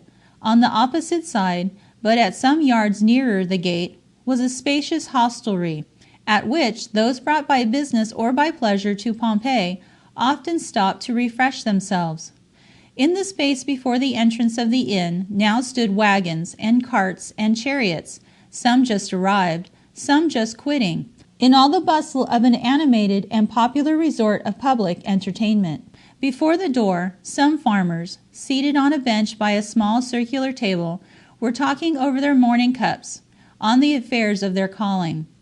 On the side of the door itself was painted gaily and freshly the eternal sign of the checkers. By the roof of the inn stretched a terrace, on which some females, wives of the farmers above mentioned, were, some seated, some leaning over the railing, and conversing with their friends below. In a deep recess, at a little distance, was a covered seat, in which some 2 or 3 poorer travelers were resting themselves, and shaking the dust from their garments. On the other side stretched a wide space, originally the burial ground of a more ancient race than the present denizens of Pompeii, and now converted into a eustrinum, or place for the burning of the dead. Above this rose the terraces of a gay villa, half hid by trees. The tombs themselves, with their graceful and varied shapes, the flowers and the foliage that surrounded them, made no melancholy feature in the prospect.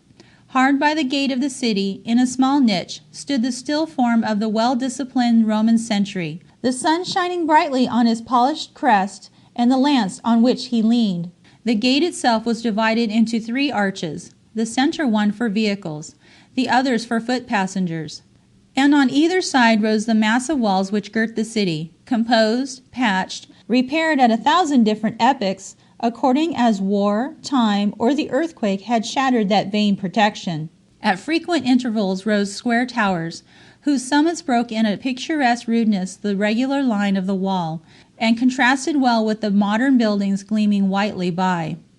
The curving road, which in that direction leads from Pompeii to Herculaneum, wound out of sight amidst hanging vines, above which frowned the sullen majesty of Vesuvius.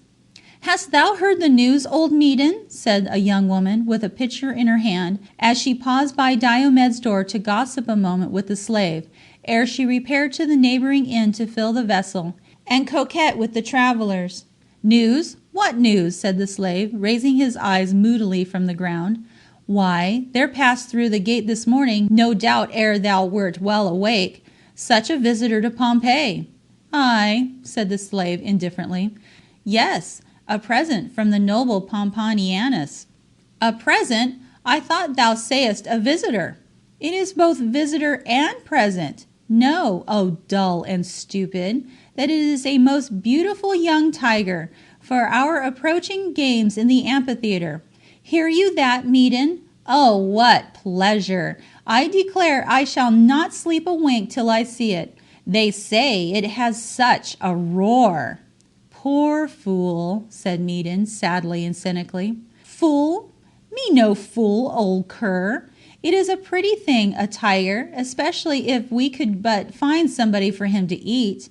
We have now a lion and a tiger. Only consider that, Medon, and for want of 2 good criminals perhaps we shall be forced to see them eat each other. By the by, your son is a gladiator, a handsome man and a strong. Can you not persuade him to fight the tiger? Do now. You would oblige me mightily. Nay, you would be a benefactor to the whole town." "Va, va," said the slave, with great asperity. "Think of thine own danger ere thou thus pratest of my poor boy's death." My own danger, said the girl, frightened and looking hastily around. Avert the omen. Let thy words fall on thine own head. And the girl, as she spoke, touched a talisman suspended round her neck. Thine own danger. What danger threatens me? Had the earthquake but a few nights since no warning? Said Medon. Has it not a voice? Did it not say to us all, prepare for death, the end of all things is at hand? Bah, stuff, said the young woman, settling the folds of her tunic. Now thou talkest as they say the Nazarenes talked. Methinks thou art one of them. Well, I can prate with thee, grey croaker, no more. Thou growest worse and worse. Vale! O Hercules, send us a man for the lion, and another for the tiger. Ho, ho, for the merry, merry show, with a forest of faces in every row. Lo, the swordsman, bold as the son of Alcmena, sweeps side by side o'er the hushed arena. Talk while you may, you will hold your breath when they meet in the grasp of the glowing death. Tramp, tramp, how gaily they go! Ho, ho, for the merry, merry show! Chanting in a silver and clear voice this feminine ditty, and holding up her tunic from the dusty road, the young woman stepped lightly across the crowded hostelry. My poor son, said the slave half aloud, is it for things like this thou art to be butchered? O faith of Christ! I could worship thee in all sincerity, were it but for the horror which thou inspirest for these bloody lists. The old man's head sank dejectedly on his breast. He remained silent and absorbed, but every now and then with the corner of his sleeve he wiped his eyes. His heart was with his son. He did not see the figure that now approached from the gate with a quick step, and a somewhat fierce and reckless gait and carriage. He did not lift his eyes till the figure paused opposite the place where he sat, and with a soft voice addressed him by the name of Father! My boy! My Lyden! Is it indeed thou? Said the old man joyfully. Oh, thou wert present to my thoughts! I am glad to hear it, my father, said the gladiator, respectfully touching the knees and the beard of the slave. And soon may I be always present with thee, not in thought only. Yes, my son, but not in this world, replied the slave mournfully. Talk not thus, O my sire. Look cheerfully, for I feel so. I am sure that I shall win the day, and then the gold I gain buys thy freedom. Oh, father, it was but a few days since that I was taunted, by one, too, whom I would gladly have undeceived, for he is more generous than the rest of his equals. He is not Roman. He is of Athens. By him I was taunted with the lust of gain. When I demanded what sum was the prize of victory, alas, he knew little of the soul of Lyden. My boy, said the old slave, as, slowly ascending the steps, he conducted his son to his own little chamber, communicating with the entrance hall, which in this villa was the peristyle, not the atrium. You may see it now. It is the third floor to the right on entering. The first door conducts to the staircase. The second is but a false recess, in which there stood a statue of bronze. Generous, affectionate, pious are thy motives, said Medon, when they were thus secured from observation. Thy deed itself is guilt. Thou art to risk thy blood for thy father's freedom. That might be forgiven, but the price of victory is the blood of another. Oh, that is a deadly sin. No object can purify it. Forbear, forbear. Rather would I be a slave forever than purchase liberty on such terms. Hush, my father, replied Lyden, somewhat impatiently. Thou hast picked up in this new creed of thine, of which I pray thee not to speak to me, for the gods that gave me strength denied me wisdom, and I understand not one word of what thou often preachest to me. Thou hast picked up, I say, in this new creed, some singular fantasies of right and wrong. Pardon me if I offend thee, but reflect, against whom shall I contend? Oh, couldst thou know those wretches with whom, for thy sake, I assort, thou wouldst think I purified earth by removing one of them. Beasts, whose very lips drop blood, things, all savage, undisciplined in their very courage, ferocious, heartless, senseless. No tie of life can bind them. They know not fear, it is true, but neither know they gratitude, nor charity, nor love. They are made but for their own career, to slaughter without pity, to die without dread. Can thy gods, whosoever they be, look with wrath on a conflict with such as these, and in such a cause? O my Father, wherever the powers above gaze down on the earth, they behold no duty so sacred, so sanctifying, as the sacrifice offered to an aged parent by the piety of a grateful son. The poor old slave, himself deprived of the lights of knowledge, and only late a convert to the Christian faith, knew not with what arguments to enlighten an ignorance at once so dark, and yet so beautiful in its error. His first impulse was to throw himself on his son's breast, his next to start away to wring his hands, and in the attempt to reprove, his broken voice lost itself in weeping. "And if," resumed Lytton, "if thy deity, methinks thou wilt own but one, be indeed that benevolent and pitying power which thou assertest him to be, he will know also that thy very faith in him first confirmed me in that determination thou blamest." "How? What mean you?" said the slave.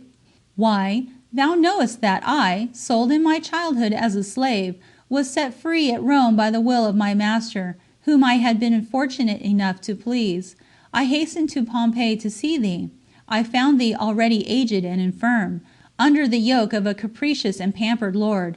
Thou hast lately adopted this new faith, and its adoption made thy slavery doubly painful to thee.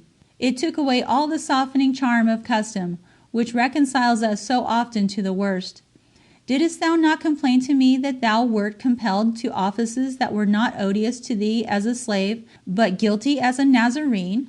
Didst thou not tell me that thy soul shook with remorse when thou wert compelled to place even a crumb of cake before the lares that watch over yon impluvium, that thy soul was torn by a perpetual struggle? Didst thou not tell me that even by pouring wine before the threshold, and calling on the name of some Grecian deity, thou didst fear that thou wert incurring penalties worse than those of Tantalus, an eternity of tortures more terrible than those of the Tartarian fields? Didst thou not tell me this? I wondered, I could not comprehend, nor, by Hercules, could I now, but I was thy son, and my sole task was to compassionate and to relieve. Could I hear thy groans? Could I witness thy mysterious horrors, thy constant anguish, and remain inactive? No, by the immortal gods! The thought struck me like light from Olympus. I had no money, but I had strength and youth. These were thy gifts. I could sell these in my turn for thee. I learned the amount of thy ransom. I learned that the usual prize of a victorious gladiator would doubly pay it. I became a gladiator. I linked myself with those accursed men, scorning, loathing, while I joined. I acquired their skill. Blessed be the lesson. It shall teach me to free my father. Oh, that thou couldst hear Olinthus, sighed the old man, more and more affected by the virtue of his son, but not less strongly convinced of the criminality of his purpose. I will hear the whole world talk if thou wilt, answered the gladiator gaily, but not till thou art a slave no more. Beneath thy own roof, my father, thou shalt puzzle this dull brain all day long, ay, and all night too, if it give thee pleasure. Oh, such a spot as I have chalked out for thee! It is one of the 999 shops of the old Julia Felix, in the sunny part of the city, where thou mayest bask before the door in the day, and I will sell the oil and the wine for thee, my father. And then, please Venus, or if it does not please her, since thou lovest not her name, it is all one to Lytton, then I say, perhaps thou mayest have a daughter too, to tend thy grey hairs, and hear shrill voices at thy knee, that shall call thee Lytton's father. Ah, we shall be so happy. The price can purchase all. Cheer thee, cheer up, my sire. And now I must away. Day wears. The lanista waits me. Come, thy blessing. As Lytton thus spoke, he had already quitted the dark chamber of his father, and speaking eagerly, though in a whispered tone, they now stood at the same place in which we introduced the porter at his post. "Oh, bless thee, my brave boy," said Meaden fervently, "and may the great power that reads all hearts see the nobleness of thine, and forgive its error." The tall shape of the gladiator passed swiftly down the path. The eyes of the slave followed its light but stately steps, till the last glimpse was gone, and then, sinking once more on his seat, his eyes again fastened themselves on the ground. his form mute and unmoving as a thing of stone, his heart, who, in our happier age, can even imagine its struggles, its commotion. "May I enter?" said a sweet voice. "Is thy mistress Julia within?" The slave mechanically motioned to the visitor to enter, but she who addressed him could not see the gesture. She repeated her question timidly, but in a louder voice. "Have I not told thee?" said the slave peevishly. "Enter." "Thanks," said the speaker plaintively, and the slave, roused by the tone, looked up and recognized the blind flower girl. Sorrow can sympathize with affliction. He raised himself and guided her steps to the head of the adjacent staircase, by which you descended to Julia's apartment, where, summoning a female slave, he consigned her to the charge of the blind girl. End of Book 3, Chapter 6. Book 3, Chapter 7. The dressing room of a Pompeian beauty. Important conversation between Julia and Nydia. The elegant Julia sat in her chamber, with her slaves around her. Like the cubiculum which adjoined it, the room was small, but much larger than the usual apartments appropriated to sleep, which were so diminutive that few who have ever not seen the bedchambers, even in the gayest mansions, can form any notion of the petty pigeonholes in which the citizens of Pompeii evidently thought it desirable to pass the night. But, in fact, bed with the ancients was not that grave, serious, and important part of domestic mysteries which it is with us. The couch itself was more like a very narrow and small sofa, light enough to be transported easily, and by the occupant himself, from place to place. And it was, no doubt, constantly shifted from chamber to chamber, according to the caprice of the inmate, or the changes of the season, for that side of the house which was crowded in one month might, perhaps, be carefully avoided in the next. There was also among the Italians of that period a singular and fastidious apprehension of too much daylight. Their darkened chambers, which first appear to us the result of a negligent architecture, were the effect of the most elaborate study. In their porticos and gardens they courted the sun whenever it so pleased their luxurious tastes. In the interior of their houses they sought rather the coolness and the shade. Julia's apartment at that season was in the lower part of the house, immediately beneath the staterooms above, and looking upon the garden, with which it was on a level.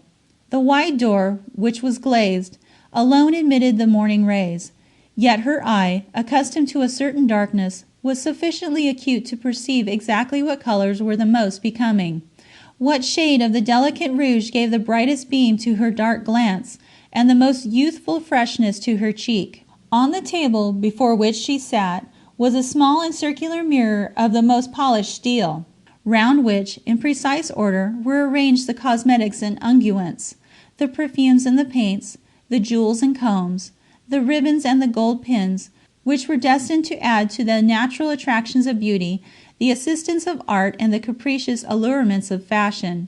Through the dimness of the room glowed brightly the vivid and various colorings of the wall, in all the dazzling frescoes of Pompeian taste. Before the dressing table, and under the feet of Julia, was spread a carpet, woven from the looms of the East. Near at hand, on another table, was a silver basin and ewer, an extinguished lamp of most exquisite workmanship, in which the artist had represented a Cupid reposing under the spreading branches of a myrtle tree, and a small roll of papyrus, containing the softest elegies of Tibullus. Before the door which communicated with the cubiculum hung a curtain richly embroidered with gold flowers. Such was the dressing room of a beauty 18 centuries ago. The fair Julia leaned indolently back on her seat, while the ornatrix, i.e. hairdresser, slowly piled, one above the other, a mass of small curls, dexterously weaving the false with the true, and carrying the whole fabric to a height that seemed to place the head rather at the center than the summit of the human form. Her tunic of a deep amber, which well set off her dark hair and somewhat embrowned complexion, swept in ample folds to her feet, which were cased in slippers, fastened round the slender ankle by white thongs, while a profusion of pearls were embroidered in the slipper itself, which was of purple, and turned slightly upward, as do the Turkish slippers at this day. An old slave, skilled by long experience in the arcana of the toilet, stood beside the hairdresser, with the broad and studded girdle of her mistress over her arm, and giving, from time to time, mingled with judicious flattery to the lady herself, instructions to the mason of the ascending pile. "Put that pin rather more to the right. Lower, stupid one! Do you not observe how even those beautiful eyebrows are? You would think you were dressing Corinna, whose face is all of one side. Now put in the flowers. What fool! Not that dull pink. You are not suiting the colors to the dim cheeks of Chloris. It must be the brightest flowers that can alone suit the cheek of the young Julia." "Gently," said the lady, stamping her foot violently. "You pull my hair as if you were plucking a weed." "Dull thing," continued the directress of the ceremony, "do you not know how delicate is your mistress? You are not dressing the coarse horsehair of the widow Fulvia. Now then, the ribbon. That's right. Fair Julia, look in the mirror. Saw you ever anything so lovely as yourself?" When, after innumerable comments, difficulties, and delays, the intricate tower was at length completed, the next preparation was that of giving to the eyes the soft languish, produced by a dark powder applied to the lids and brows.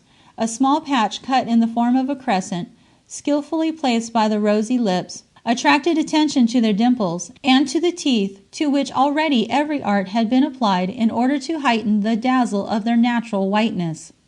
To another slave, hitherto idle, was now consigned the charge of arranging the jewels, the earrings of pearl, 2 to each ear, the massive bracelets of gold, the chain formed of rings of the same metal, to which a talisman cut in crystals was attached, the graceful buckle on the left shoulder, in which was set an exquisite cameo of Psyche, the girdle of purple ribbon, richly wrought with threads of gold and clasped by interlacing serpents, and lastly the various rings, fitted to every joint of the white and slender fingers.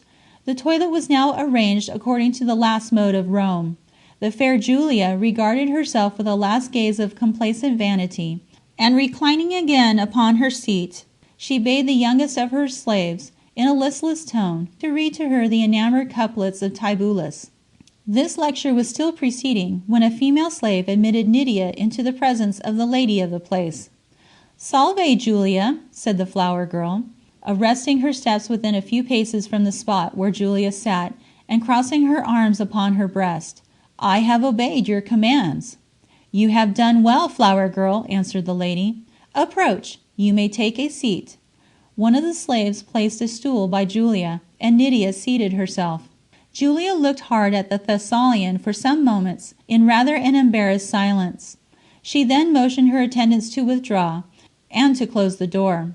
When they were alone, she said, looking mechanically at Nydia, and forgetting that she was with one who could not observe her countenance, "You serve the Neapolitan Ione?" "I am with her at present," answered Nydia. "Is she as handsome as they say?" "I know not," replied Nydia. "How can I judge?" "Ah, I should have remembered. But thou hast ears, if not eyes. Do thy fellow slaves tell thee she is handsome? Slaves talking with one another forget to flatter even their mistress." "They tell me that she is beautiful." "They say that she is tall?" "Yes." "Why, so am I. Dark-haired?" "I have heard so." "So am I. And doth Glaucus visit her much?" "Daily," replied Nydia with a half-suppressed sigh. "Daily indeed! Does he find her handsome?" "I should think so, since they are soon to be wedded." "Wedded!" cried Julia, turning pale even through the false roses on her cheek, and starting from her couch. Nydia did not, of course, perceive the emotion she had caused. Julia remained a long time silent, but her heaving breast and flashing eyes would have betrayed, to one who could have seen, the wound her vanity had sustained. "They tell me thou art a Thessalian," she said, at last breaking silence. "And truly, Thessaly is a land of magic and of witches, of talisman and of love philters," said Julia. "It has ever been celebrated for its sorcerers," returned Nydia timidly. "Knowest thou, then, blind Thessalian, of any love charms?"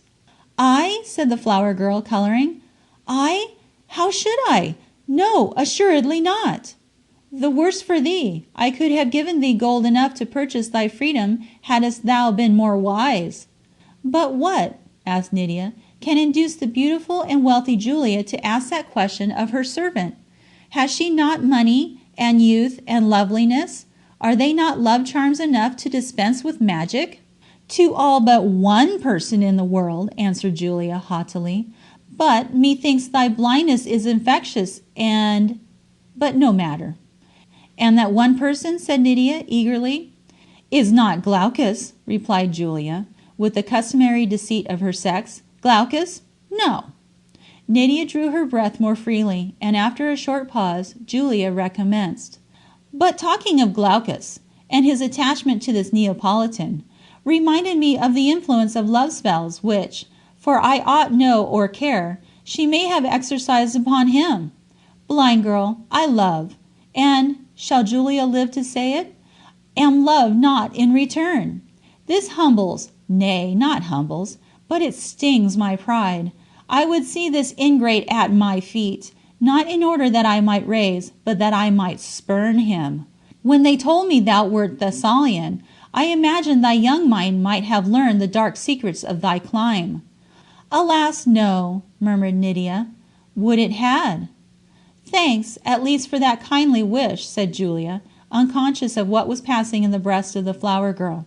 But tell me, thou heardest the gossip of slaves, always prone to these dim beliefs, always ready to apply sorcery for their own low loves. Hast thou ever heard of an Eastern magician in this city, who possesses the art of which thou art ignorant? No vain chiromancer, no juggler of the marketplace, but some more potent and mighty magician of India or of Egypt? Of Egypt? Yes, said Nydia, shuddering. What Pompeian has not heard of Arbaces? Arbaces? True, replied Julia, grasping at the recollection. They say he is a man above all the petty and false impostures of dull pretenders, that he is versed in the learning of the stars, and the secrets of the ancient Nox. Why not in the mysteries of love? If there be one magician living whose art is above that of others, it is that dread man, answered Nydia, and she felt her talisman while she spoke. Is he too wealthy to divine for money? Continued Julia sneeringly. Can I not visit him? It is an evil mansion for the young and the beautiful, replied Nydia. I have heard, too, that he languishes in... An evil mansion, said Julia, catching only the first sentence. Why so? The orgies of his midnight leisure are impure and polluted, at least so says rumor. By Ceres, by Pan, by Cybele, thou dost but provoke my curiosity, instead of exciting my fears, returned the wayward and pampered Pompeian. I will seek and question of his lore. If to these orgies love be admitted, why, the more likely he knows its secrets. Nydia did not answer. I will seek him this very day, resumed Julia. Nay, why not this very hour? At daylight, and in his present state, thou hast assuredly the less to fear, answered Nydia, yielding to her own sudden and secret wish to learn if the dark Egyptian were indeed possessed of those spells to rivet and attract love, of which the Thessalian had so often heard. And who dare insult the rich daughter of Diomed? Said Julia haughtily. I will go. May I visit thee afterwards to learn the result? Asked Nydia anxiously. Kiss me for thy interest in Julia's honor, answered the lady. Yes, assuredly. This eve we sup abroad. Come hither at the same hour tomorrow, and thou shalt know all. I may have to employ thee too, but enough for the present. Stay, take this bracelet for the new thought thou hast inspired me with. Remember, if thou servest Julia, she is grateful and she is generous. I cannot take thy present, said Nydia, putting aside the bracelet, but young as I am, I can sympathize unbought with those who love, and love in vain. Sayest thou so? Returned Julia. Thou speakest like a free woman, and thou shalt yet be free. Farewell. End of Book 3, Chapter 7. Book 3, Chapter 8. Julia seeks Arbaces. The results of that interview. Arbaces was seated in a chamber which opened on a kind of balcony or portico that fronted his garden. His cheek was pale and worn with the sufferings he had endured, but his iron frame had already recovered from the severest effects of that accident which had frustrated his fell designs in the moment of victory.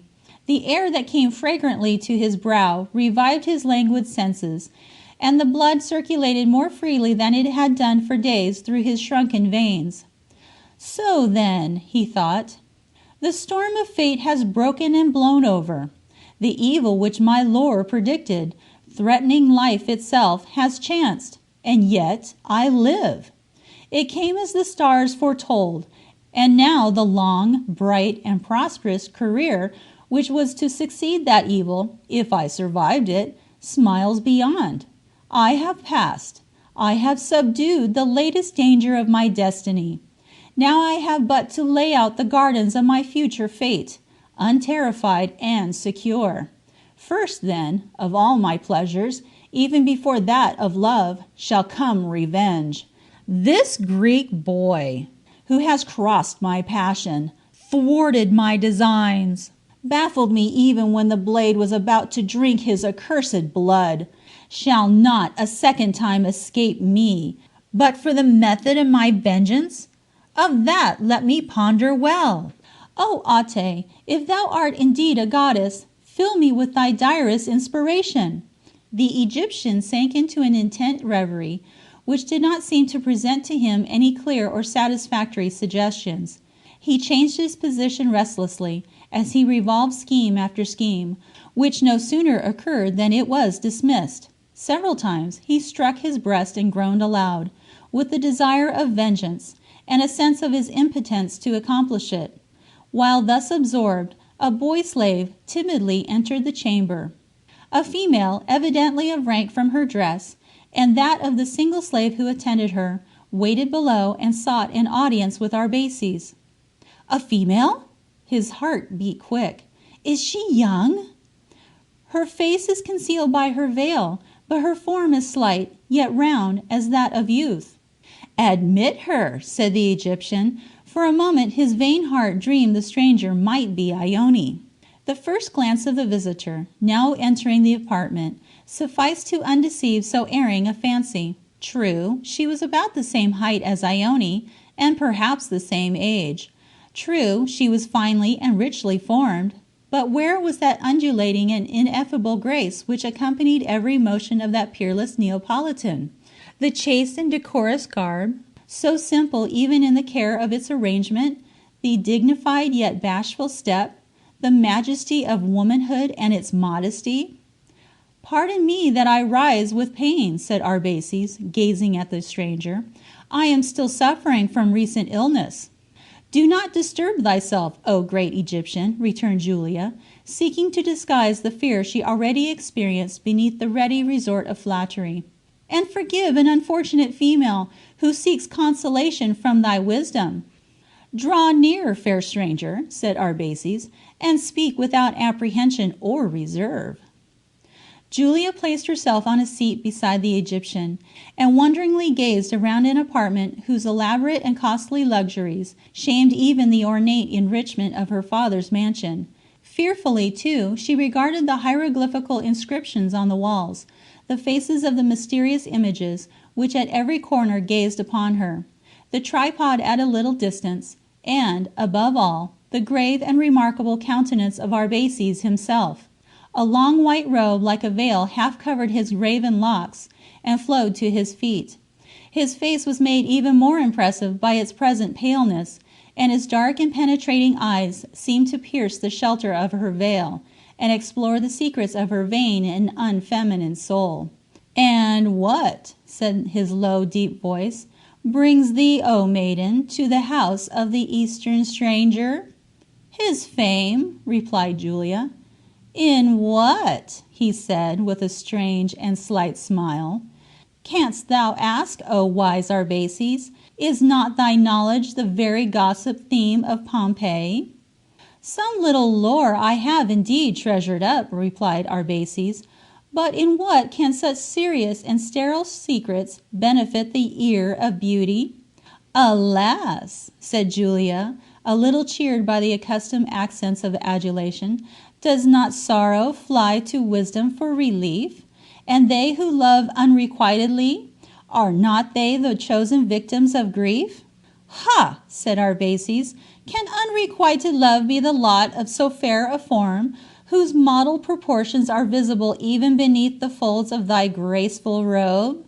Deign, O maiden, to lift thy veil, that I may see, at least, if the face correspond in loveliness with the form. Not unwilling, perhaps, to exhibit her charms, and thinking they were likely to interest the magician in her fate, Julia, after some slight hesitation, raised her veil, and revealed a beauty which, but for art, had been indeed attractive to the fixed gaze of the Egyptian. "Thou comest to me for advice in unhappy love," he said. "Well, turn that face on the ungrateful one. What other love charm can I give thee?" "Oh, cease these courtesies," said Julia.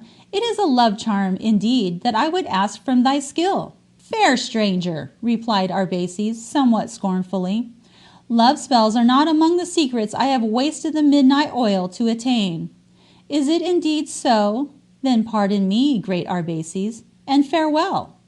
"Stay," said Arbaces, who, despite his passion for Ione, was not unmoved by the beauty of his visitor, and had he been in the flush of a more assured health, might have attempted to console the fair Julia by other means than those of supernatural wisdom.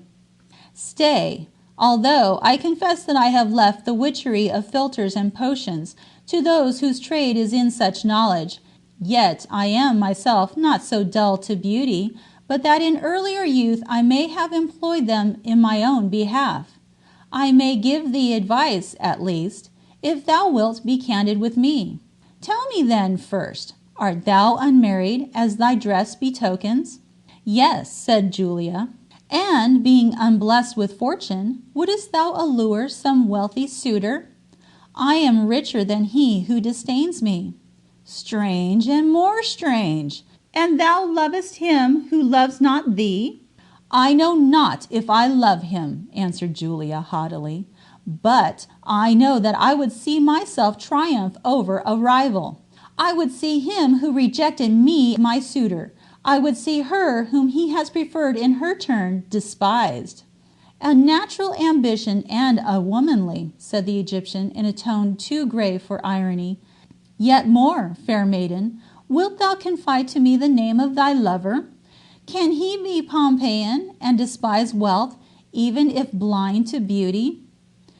"He is of Athens," answered Julia, looking down. "Ha!" cried the Egyptian impetuously, as the blood rushed to his cheek.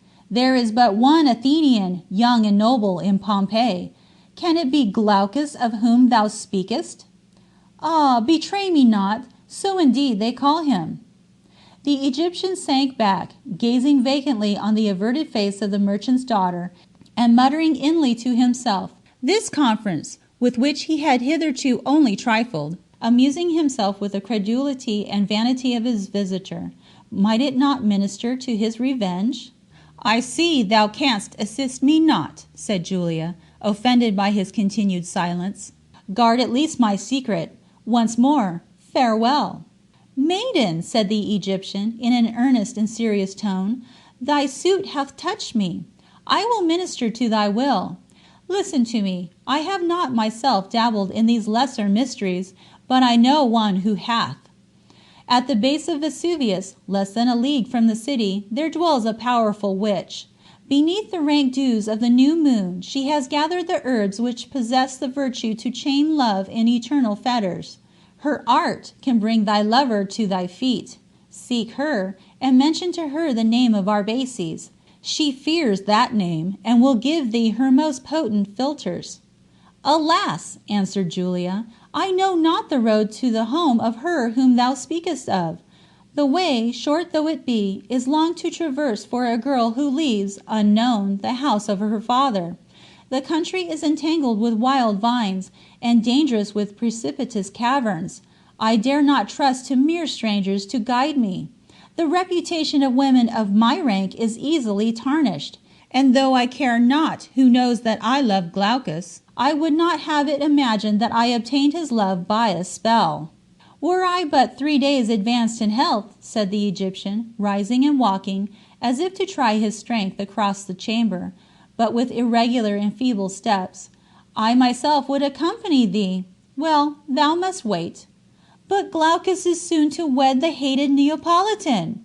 Wed? Yes, in the early part of next month. So soon? Art thou well advised of this? From the lips of her own slave. It shall not be, said the Egyptian impetuously. Fear nothing, Glaucus shall be thine. Yet how, when thou obtainest it, canst thou administer to him this potion? My father has invited him, and, I believe, the Neapolitan also, to a banquet on the day following tomorrow. I shall then have the opportunity to administer it. So be it, said the Egyptian, with eyes flashing such fierce joy that Julia's gaze sank trembling beneath them. Tomorrow eve, then, order thy litter. Thou hast one at thy command. Surely, yes, returned the purse-proud Julia. Order thy litter. At 2 miles' distance from the city is a house of entertainment, frequented by the wealthier Pompeians, from the excellence of its baths and the beauty of its gardens. There canst thou pretend only to shape thy course. There, ill or dying, I will meet thee by the statue of Silenus, in the copse that skirts the garden, and I myself will guide thee to the witch. Let us wait till, with the evening star, the goats of the herdsmen are gone to rest, when the dark twilight conceals us, and none shall cross our steps. Go home and fear not. By Hades, swears Arbaces, the sorcerer of Egypt, that Ione shall never wed with Glaucus. And that Glaucus shall be mine, added Julia, filling up the incomplete sentence. Thou hast said it, replied Arbaces, and Julia, half frightened at this unhallowed appointment, but urged on by jealousy and the pique of rivalship, even more than love, resolved to fulfill it. Left alone, Arbaces burst forth. Bright stars that never lie, ye already begin the execution of your promises, success in love, and victory over foes, for the rest of my smooth existence.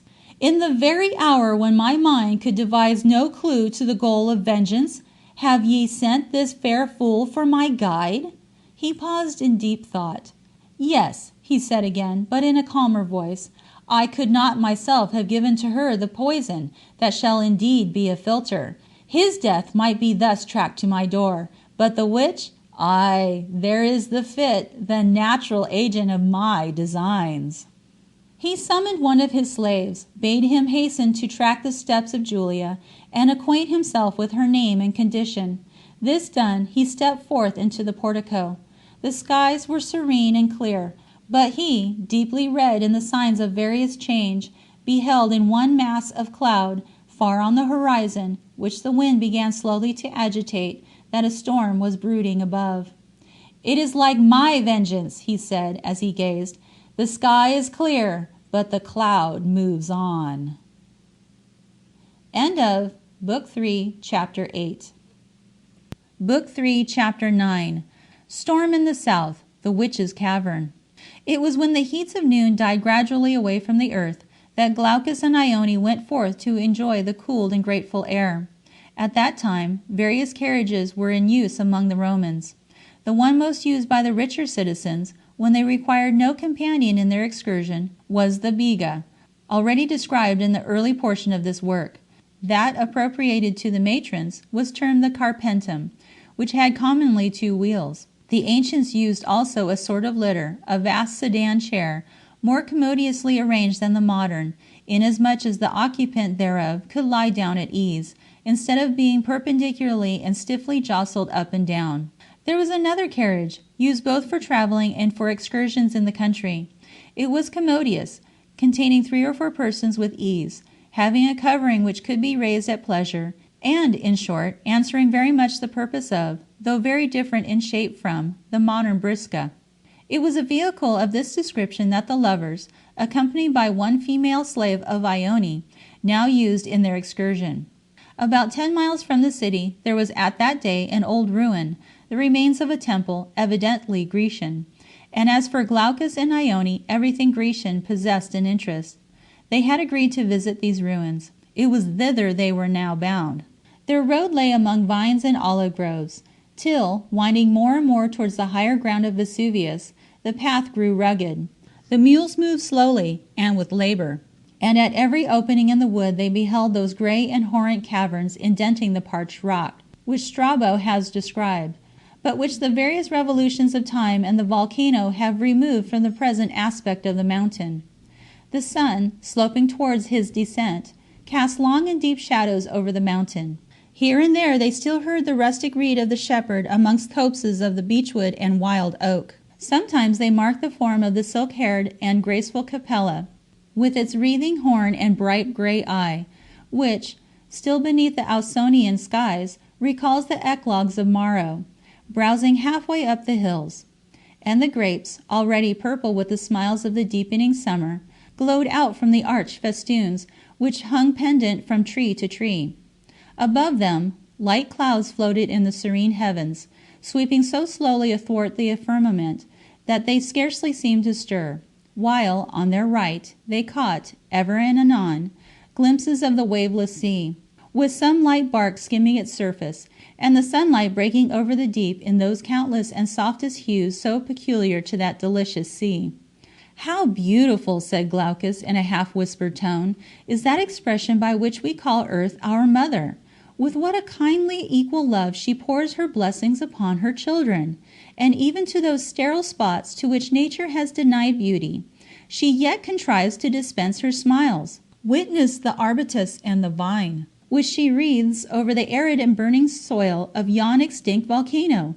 Ah, in such an hour and scene as this, well might we imagine that the fawn should peep forth from those green festoons, or that we might trace the steps of the mountain nymph through the thickest mazes of the glade. But the nymphs ceased, beautiful Ione, when thou wert created." There is no tongue that flatters like a lover's, and yet, in the exaggeration of his feelings, flattery seems to him commonplace. Strange and prodigical exuberance, which soon exhausts itself by overflowing. They arrived at the ruins. They examined them with that fondness with which we trace the hallowed and household vestiges of our own ancestry. They lingered there till Hesperus appeared in the rosy heavens, and then returning homeward in the twilight, they were more silent than they had been, for in the shadow and beneath the stars they felt more oppressively their mutual love. It was at this time that the storm which the Egyptian had predicted began to creep visibly over them. At first, a low and distant thunder gave warning of the approaching conflict of the elements, and then rapidly rushed above the dark ranks of the serried clouds. The suddenness of storms in that climate is something almost preternatural, and might well suggest to early superstition the notion of a divine agency. A few large drops broke heavily among the boughs that half overhung their path, and then, swift and intolerably bright, the forked lightning darted across their very eyes, and was swallowed up by the increasing darkness.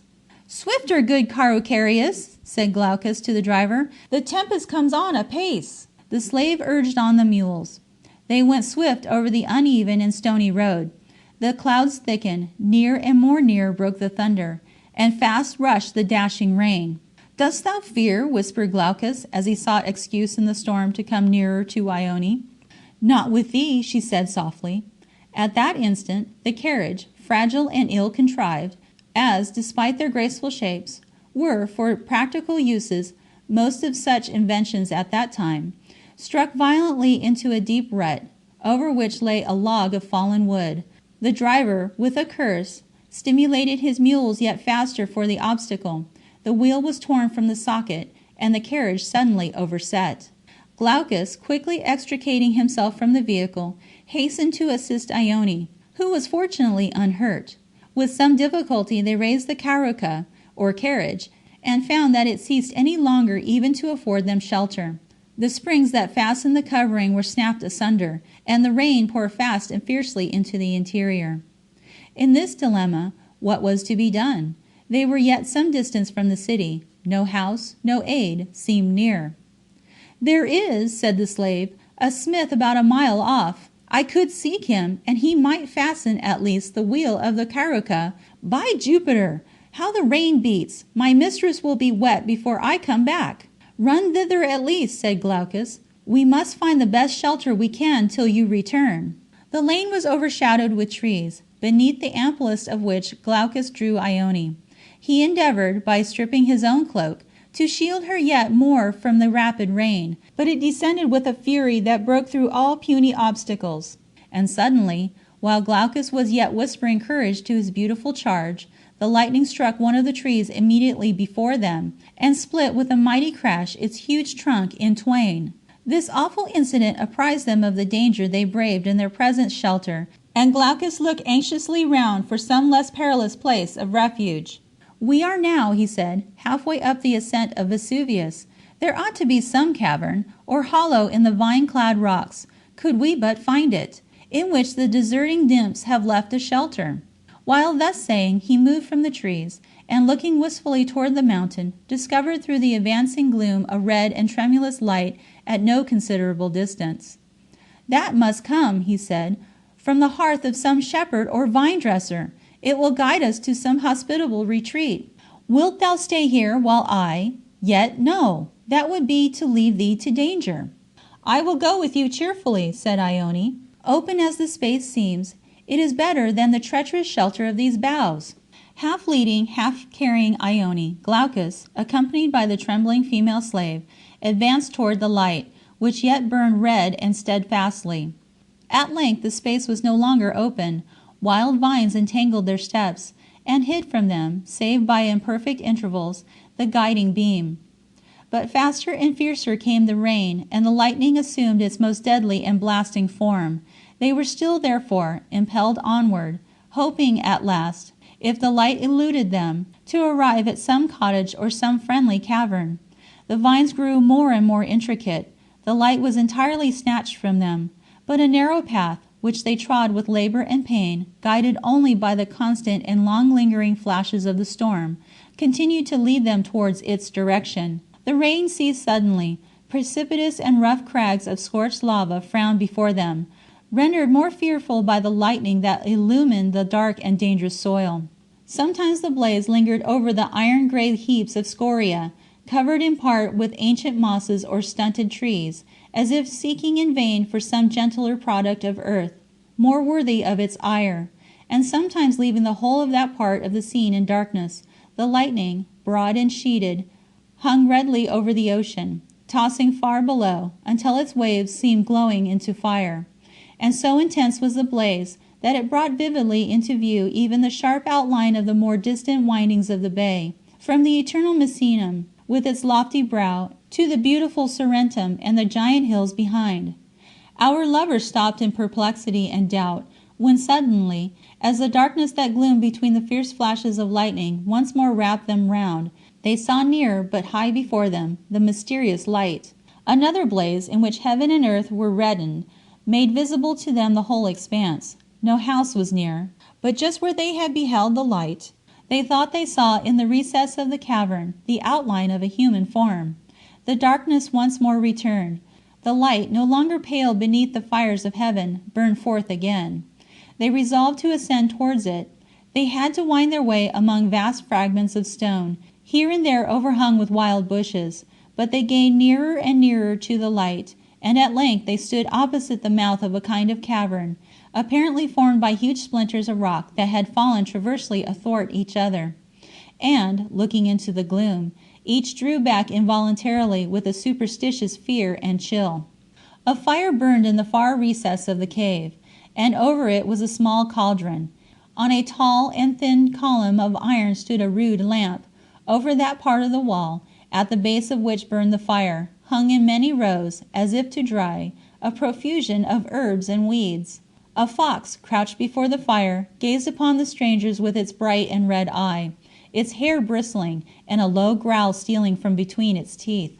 In the center of the cave was an earthen statue, which had 3 heads of a singular and fantastic cast.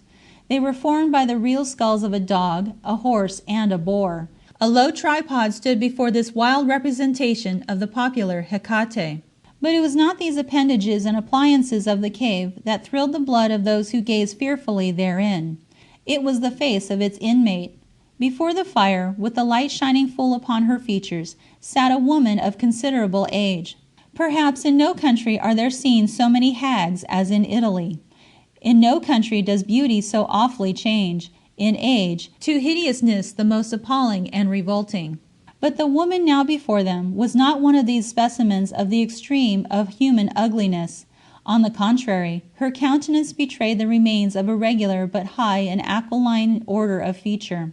With stony eyes turned upon them, with a look that met and fascinated theirs, they beheld in that fearful countenance the very image of a corpse. The same, the glazed and lustreless regard, the blue and shrunken lips, the drawn and hollow jaw, the dead, lank hair of a pale grey, the vivid green ghastly skin which seemed all surely tinged and tainted by the grave. "It is a dead thing," said Glaucus. "Nay, it stirs. It is a ghost or larva," faltered Ione as she clung to the Athenian's breast. "Oh, away, away!" groaned the slave. "It is the witch of Vesuvius!" "Who are ye?" said a hollow and ghostly voice, "and what do ye here?"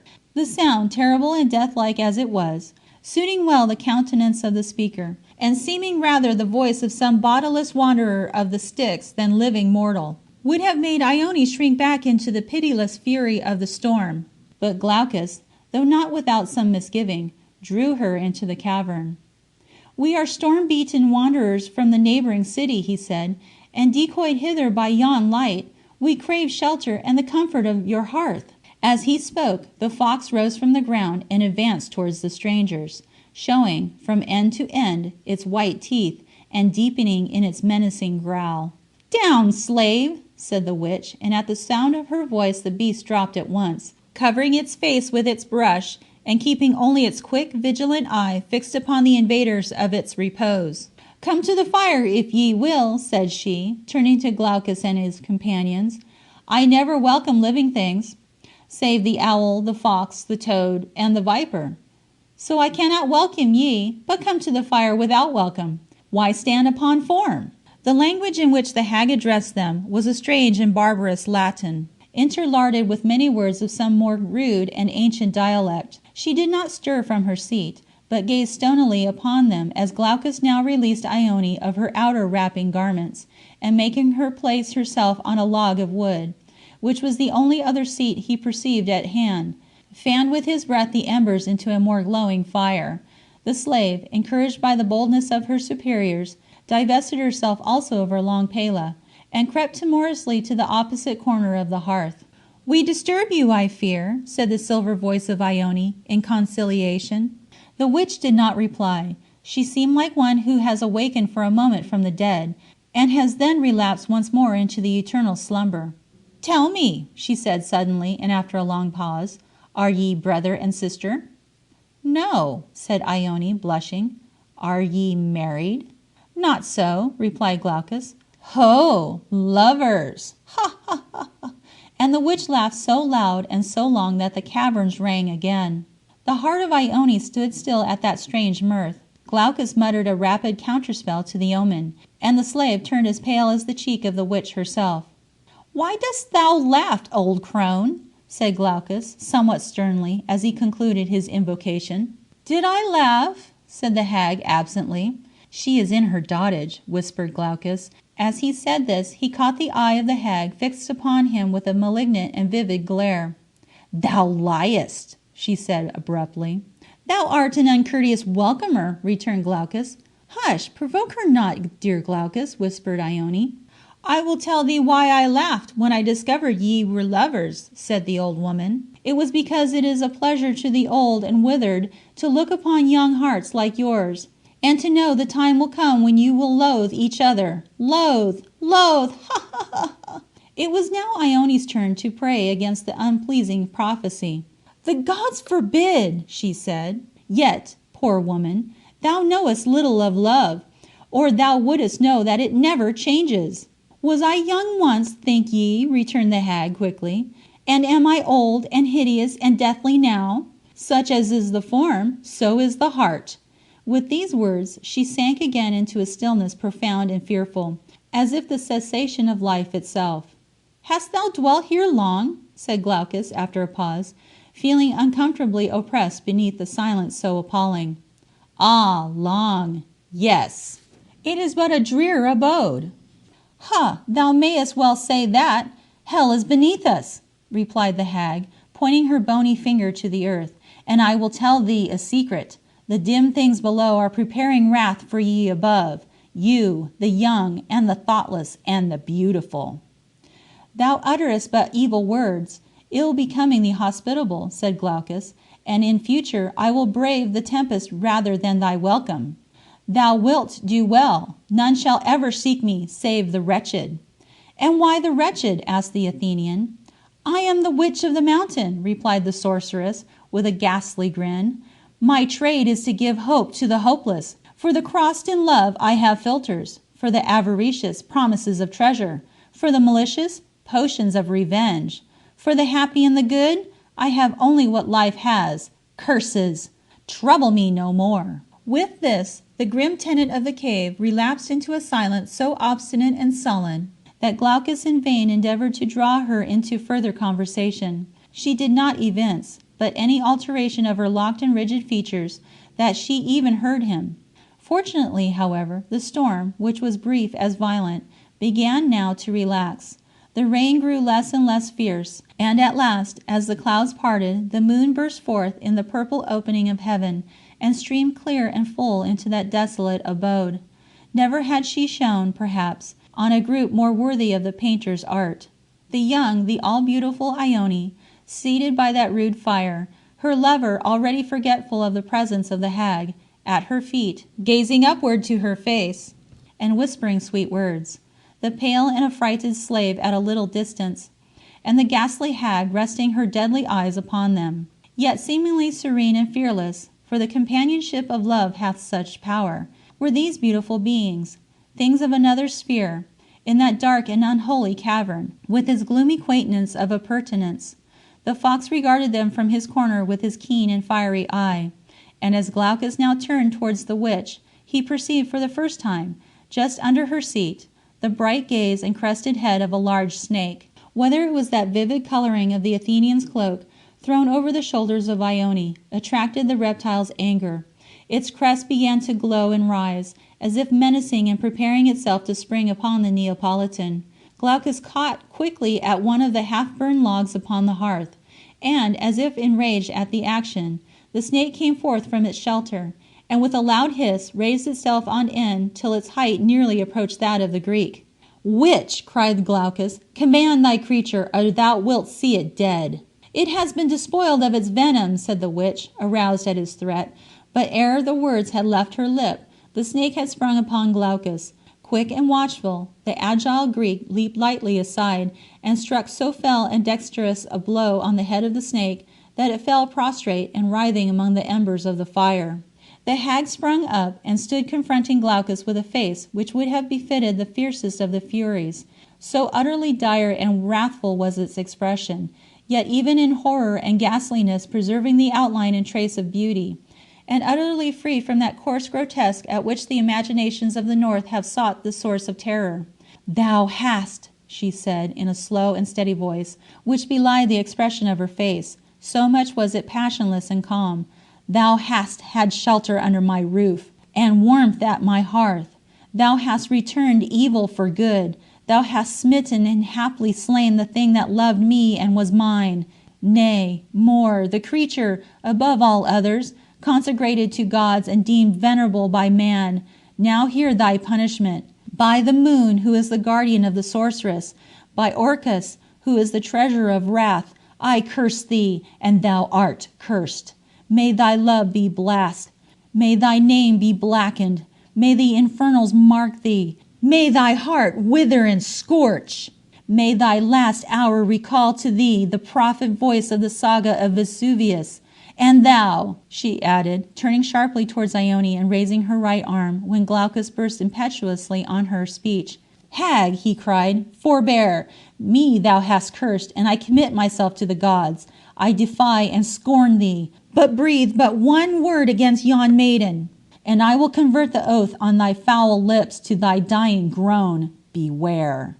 "I have done," replied the hag, laughing wildly, "for in thy doom is she who loves the accursed, and not the less, that I heard her lips breathe thy name, and know by what word to commend thee to the demons. Glaucus, thou art doomed." So saying, the witch turned from the Athenian, and kneeling down beside her wounded favorite, which she dragged from the hearth, she turned to them her face no more. "O Glaucus," said Ione, greatly terrified, "what have we done? Let us hasten from this place. The storm has ceased. Good mistress, forgive him. Recall thy words. He meant but to defend himself. Accept this peace offering to unsay the said." And Ione, stooping, placed her purse on the hag's lap. "Away," she said bitterly, "away! The oath once woven the fates only can untie. Away!" "Come, dearest," said Glaucus impatiently. "Thinkest thou that the gods above us or below hear the impotent ravings of dotage? Come!" Long and loud rang the echoes of the cavern with the dread laugh of the saga. She deigned no further reply. The lovers breathed more freely when they gained the open air. Yet the scene they had witnessed, the words and the laughter of the witch, still fearfully dwelt with Ione, and even Glaucus could not thoroughly shake off the impression they had bequeathed. The storm had subsided, save, now and then, a low thunder muttered in the distance amidst the darker clouds, or a momentary flash of lightning affronted the sovereignty of the moon. With some difficulty they regained the road, where they found the vehicle already sufficiently repaired for their departure, and the carucarius calling loudly upon Hercules to tell him where his charge had vanished. Glaucus vainly endeavored to cheer the exhausted spirits of Ione, and scarce less vainly to recover the elastic tone of his own natural gaiety. They soon arrived before the gate of the city. As it opened to them, a litter borne by slaves impeded their way. "It is too late for egress!" cried the sentinel to the inmate of the litter. "Not so," said a voice which the lovers started to hear. It was a voice they well recognized. "I am bound to the villa of Marcus Polybius. I shall return shortly. I am Arbaces the Egyptian."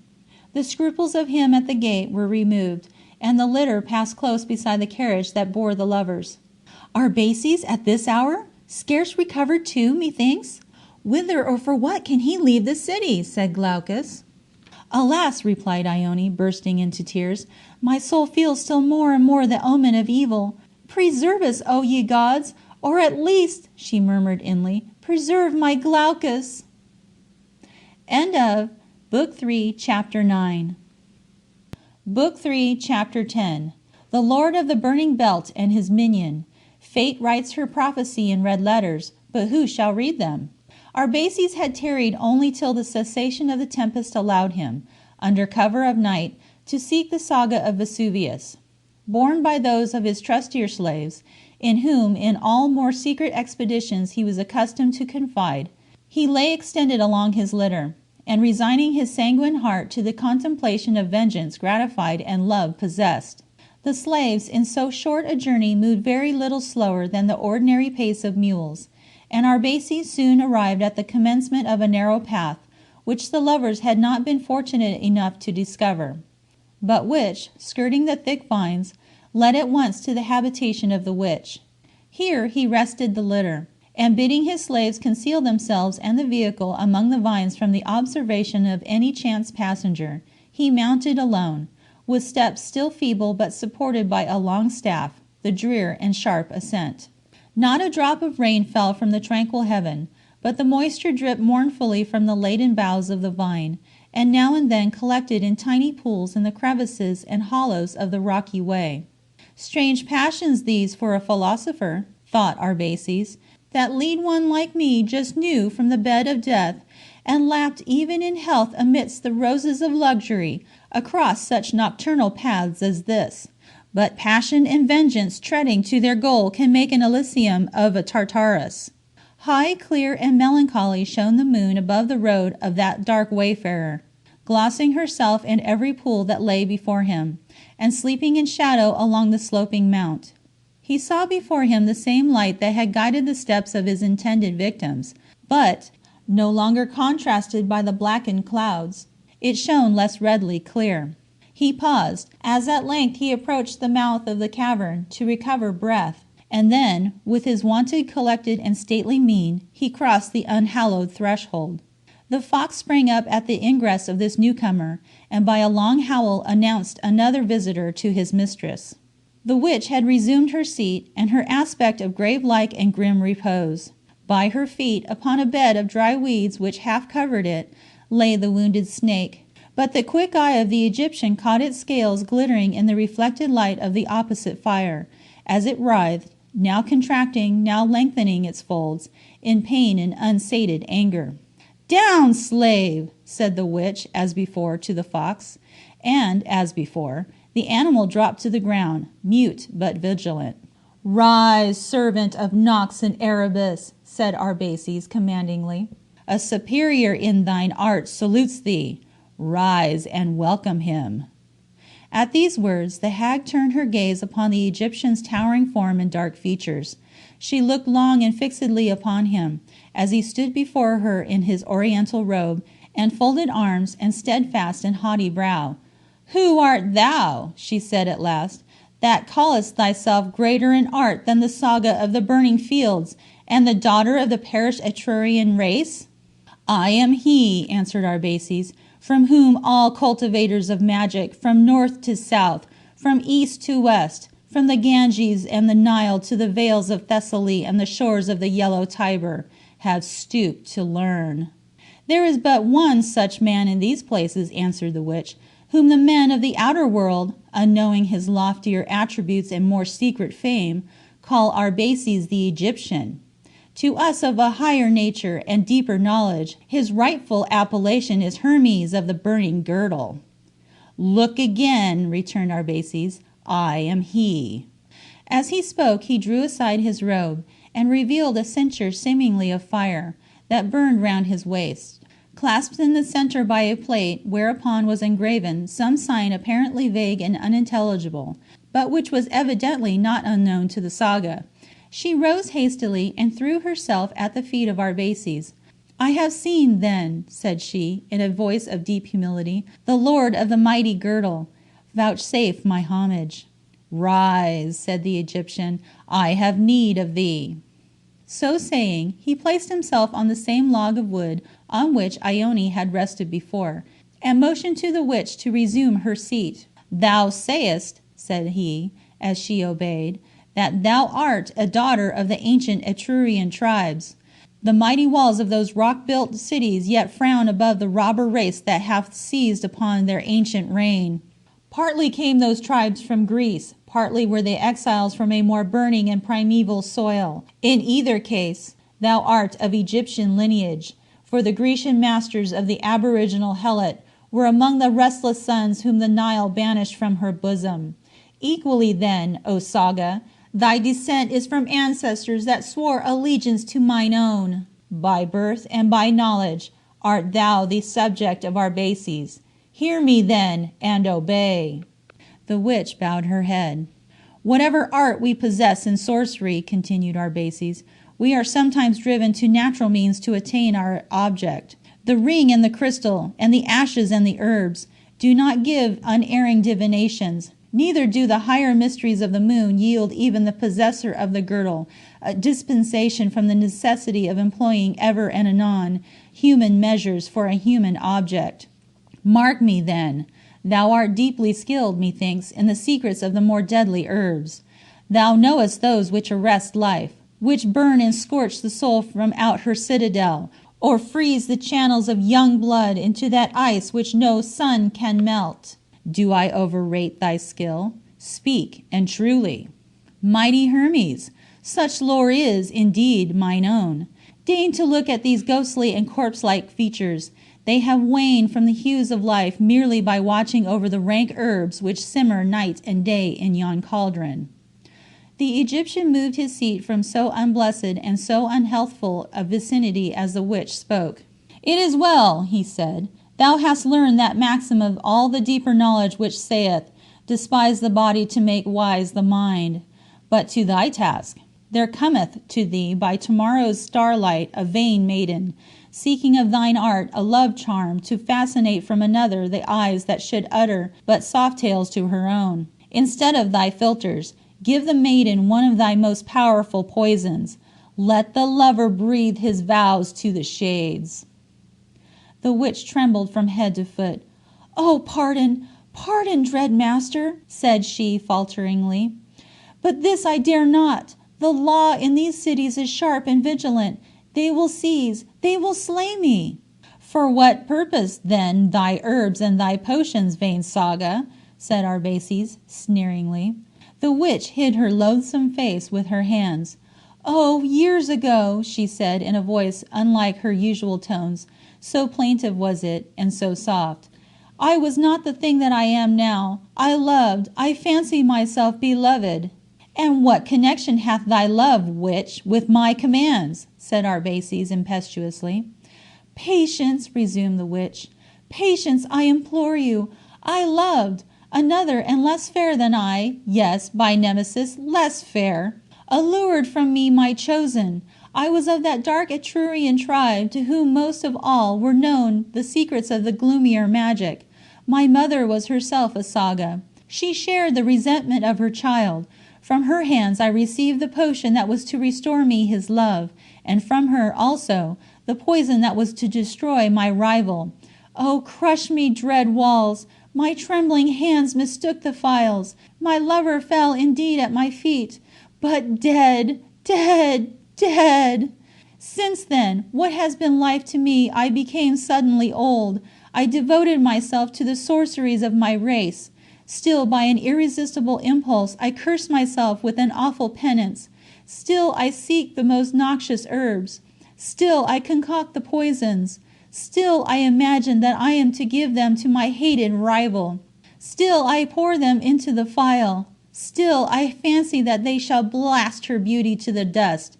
Still, I wake and see the quivering body, the foaming lips, the gazing eyes of my Aulus, murdered, and by me. The skeleton frame of the witch shook beneath strong convulsions. Arbaces gazed upon her with a curious though contemptuous eye. And this foul thing has yet human emotions, thought he. Still she cowers over the ashes of the same fire that consumes Arbaces. Such are we all. Mystic is the tie of those mortal passions that unite the greatest and the least. He did not reply till she had somewhat recovered herself, and now sat rocking to and fro in her seat, with glassy eyes fixed on the opposite flame, and large tears rolling down her livid cheeks. A grievous tale is thine in truth, said Arbaces, but these emotions are fit only for our youth. Age should harden our hearts to all things but ourselves. As every year adds a scale to the shellfish, so should each year wall and encrust the heart. Think of these frenzies no more. And now, listen to me again. By the revenge that was dear to thee, I command thee to obey me. It is for vengeance that I seek thee. This youth whom I would sweep from my path has crossed me, despite my spells. This thing of purple embroidery, of smiles and glances, soulless and mindless, with no charm but that of beauty. Accursed be it, this insect, this Glaucus. I tell thee by Orcus and by Nemesis, he must die.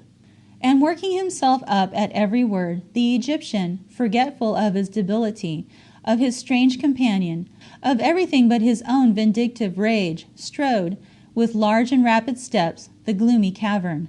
Glaucus, sayest thou, mighty master? Said the witch abruptly, and her dim eye glared at the name with all that fierce resentment, at the memory of small affronts so common amongst the solitary and the shunned. Aye, so he is called, but what matters the name? Let it not be heard as that of a living man 3 days from this date. Hear me, said the witch, breaking from a short reverie into which she was plunged after this last sentence of the Egyptian. Hear me, I am thy thing and thy slave, spare me.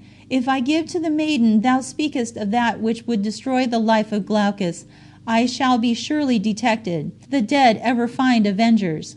Nay, dread man, if thy visit to me be tracked, if thy hatred to Glaucus be known, thou mayest have need of thy archest magic to protect thyself. Ha! Said Arbaces, stopping suddenly short, and as a proof of that blindness with which passion darkens the eyes even of the most acute. This was the first time when the risk that he himself ran by this method of vengeance had occurred to a mind ordinarily wary and circumspect. But, continued the witch, if instead of that which arrests the heart, I give that which shall sear and blast the brain, which shall make him who quaffs it unfit for the uses and career of life, an abject, raving, benighted thing, smiting sense to drivelling youth, to dotage. Will not thy vengeance be equally sated, thy object equally attained? Oh, which? No longer the servant, but the sister, the equal of Arbaces. How much brighter is woman's wit, even in vengeance, than ours? How much more exquisite than death is such a doom?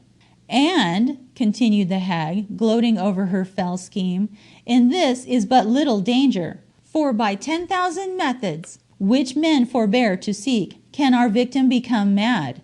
He may have been among the vines and seen a nymph, or the vine itself may have had the same effect. Ha ha!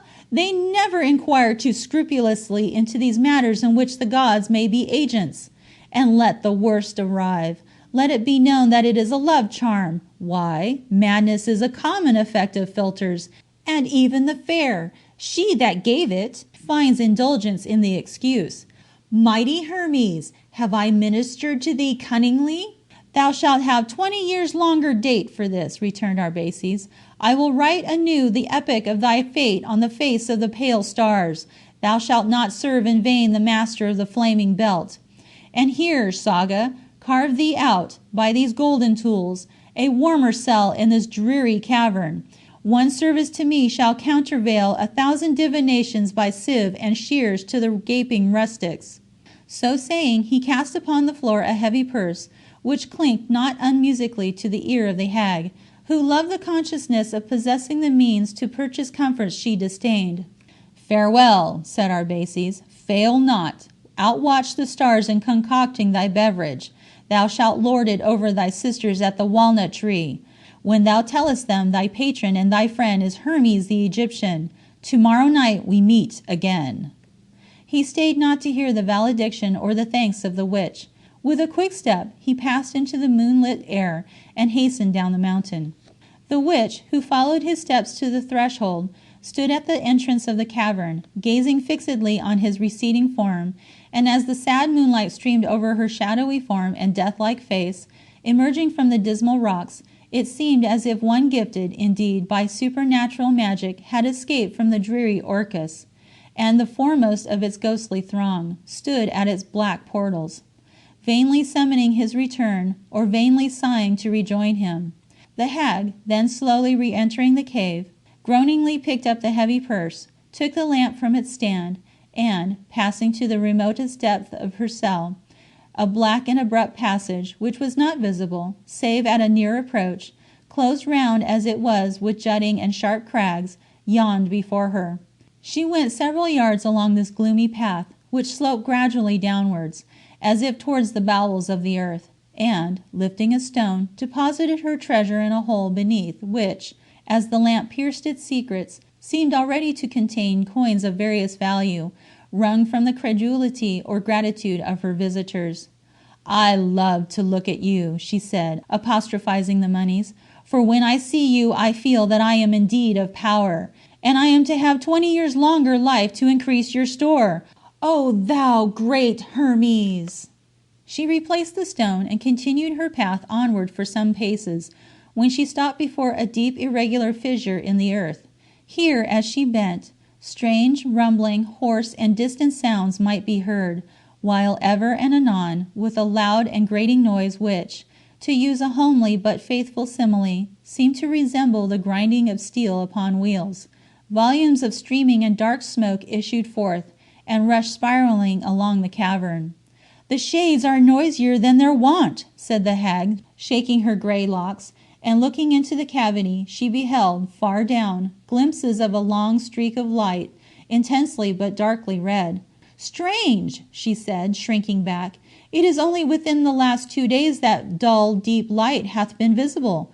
What can it portend? The fox, who had attended the steps of his fell mistress, uttered a dismal howl, and ran cowering back to the inner cave.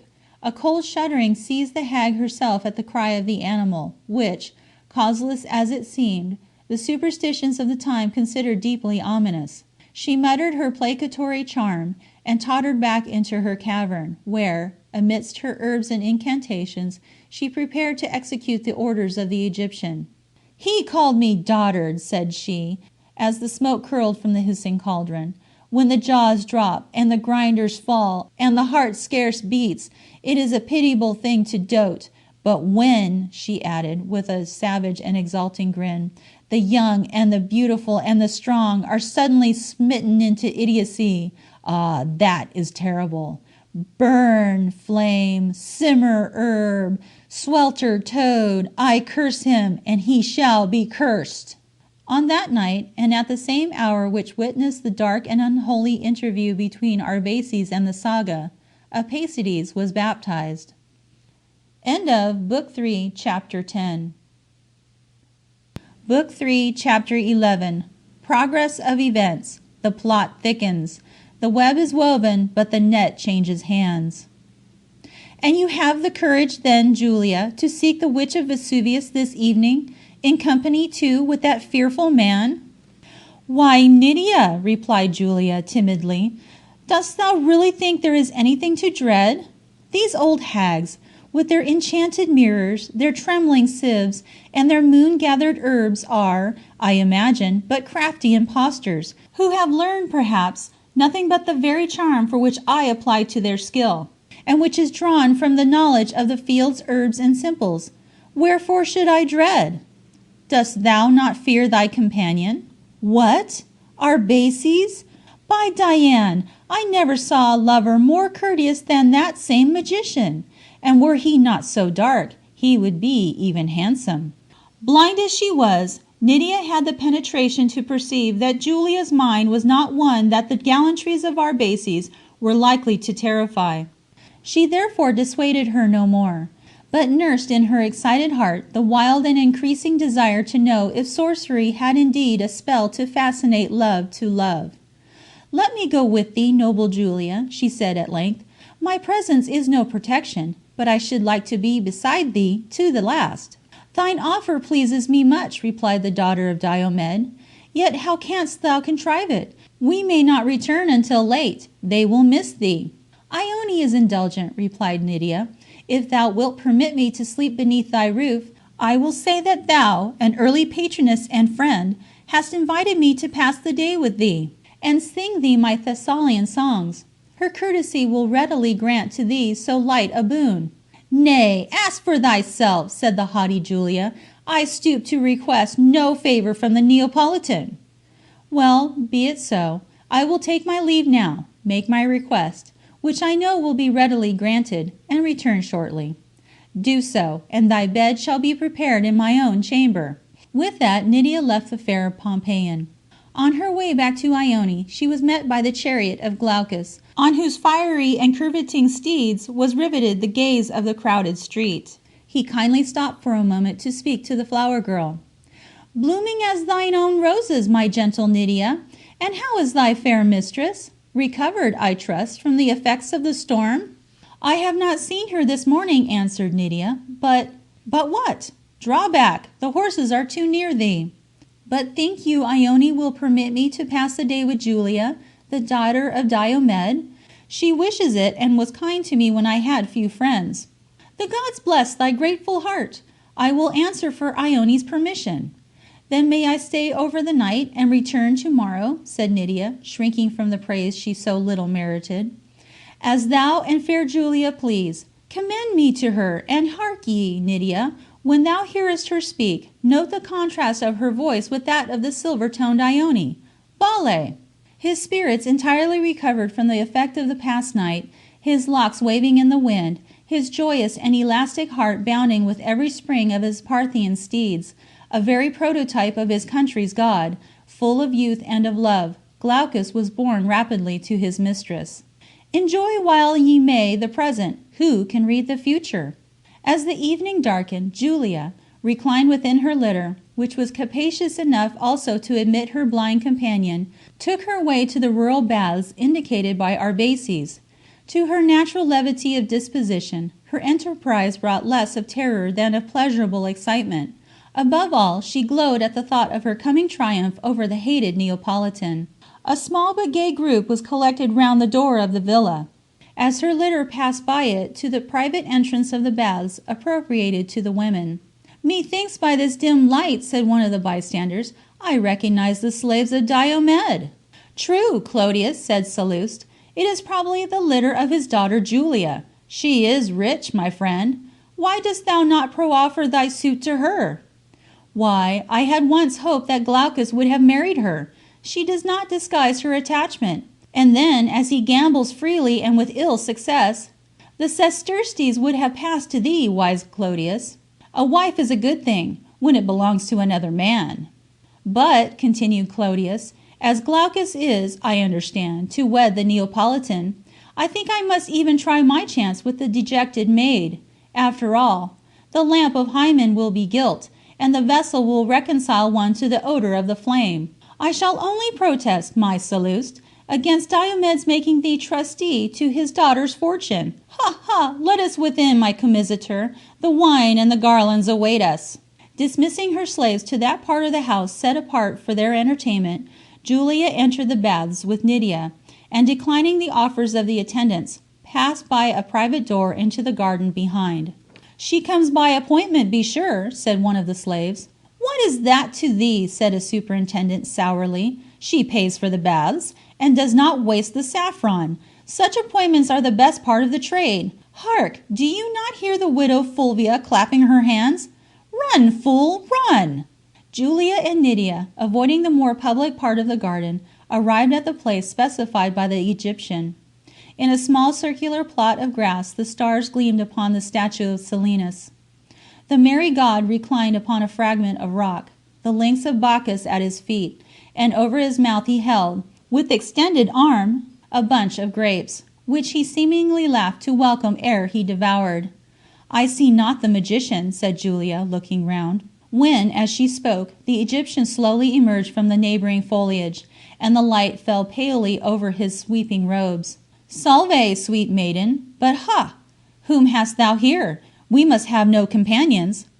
It is but the blind flower girl, wise magician, replied Julia, herself a Thessalian. Oh, Nydia, said the Egyptian, I know her well.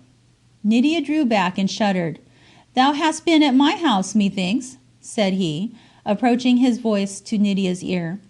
Thou knowest the oath. Silence and secrecy, now as then, or beware. Yet, he added musingly to himself, why confide more than is necessary, even in the blind? Julia, canst thou trust thyself alone with me? Believe me, the magician is less formidable than he seems. As he spoke, he gently drew Julia aside. The witch loves not many visitors at once, said he. Leave Nydia here till your return. She can be of no assistance to us, and, for protection, your own beauty suffices. Your own beauty and your own rank. Yes, Julia, I know thy name and birth. Come, trust thyself with me, fair rival of the youngest of the naiads. The vain Julia was not, as we have seen, easily affrighted. She was moved by the flattery of Arbaces, and she readily consented to suffer Nydia to await her return. Nor did Nydia press her presence. At the sound of the Egyptian's voice, all her terror of him returned. She felt a sentiment of pleasure at learning she was not to travel in his companionship. She returned to the bathhouse, and in one of the private chambers waited their return. Many and bitter were the thoughts of this wild girl as she sat there in her eternal darkness. She thought of her own desolate fate, far from her native land, far from the bland cares that once assuaged the April sorrows of childhood, deprived of the light of day, with none but strangers to guide her steps, accursed by the one soft feeling of her heart, loving and without hope, save the dim and unholy ray which shot across her mind, as her Thessalian fancies questioned of the force of spells and the gifts of magic. Nature had sown in the heart of this poor girl the seeds of virtue never destined to ripen. The lessons of adversity were not always salutary. Sometimes they softened and amend, but as often they indurate and pervert. If we consider ourselves more harshly treated by fate than those around us, and do not acknowledge in our own deeds the justice of the severity, we become too apt to deem the world our enemy, to case ourselves in defiance, to wrestle against our softer self, and to indulge the darker passions which are so easily fermented by the sense of injustice. Sold early into slavery, sentenced to a sordid taskmaster, exchanging her situation, only yet more to embitter her lot, the kindlier feelings, naturally profuse in the breast of Nydia, were nipped and blighted. Her sense of right and wrong was confused by a passion to which she had so madly surrendered herself, and the same intense and tragic emotions which we read of in the women of the classic age, a Mira, a Medea, and which hurried and swept away the whole soul when once delivered to love, ruled and rioted in her breast. Time passed. A light step entered the chamber where Nydia yet indulged her gloomy meditations. "Oh, thanked be the immortal gods," said Julia. "I have returned. I have left that terrible cavern. Come, Nydia, let us away forthwith." It was not till they were seated in the litter that Julia spoke again. "Oh," she said, tremblingly, "such a scene! Such fearful incantations! And the dead face of the hag! But let us talk not of it. I have obtained the potion. She pledges its effect. My rival shall be suddenly indifferent to his eye, and I alone, the idol of Glaucus." "Glaucus!" exclaimed Nydia. I told thee, girl, at first, that it was not the Athenian whom I loved, but I see now that I may trust thee wholly. It is the beautiful Greek." What then were Nydia's emotions? She had connived, she had assisted, in tearing Glaucus from Ione, but only to transfer, by all the power of magic, his affections yet more hopelessly to another. Her heart swelled almost to suffocation. She gasped for breath. In the darkness of the vehicle, Julia did not perceive the agitation of her companion. She went on rapidly dilating on the promised effect of her acquisition, and on her approaching triumph over Ione, every now and then abruptly digressing to the horror of the scene she had quitted, the unmoved mien of Arbaces, and his authority over the dreadful saga. Meanwhile Nydia recovered her self-possession. A thought flashed across her. She slept in the chamber of Julia. She might possess herself of the potion. They arrived at the house of Diomed, and descended to Julia's apartment, where the night's repast awaited them. "Drink, Nydia. Thou must be cold. The air was chill tonight. As for me, my veins are yet ice." And Julia unhesitatingly quaffed deep draughts of the spiced wine.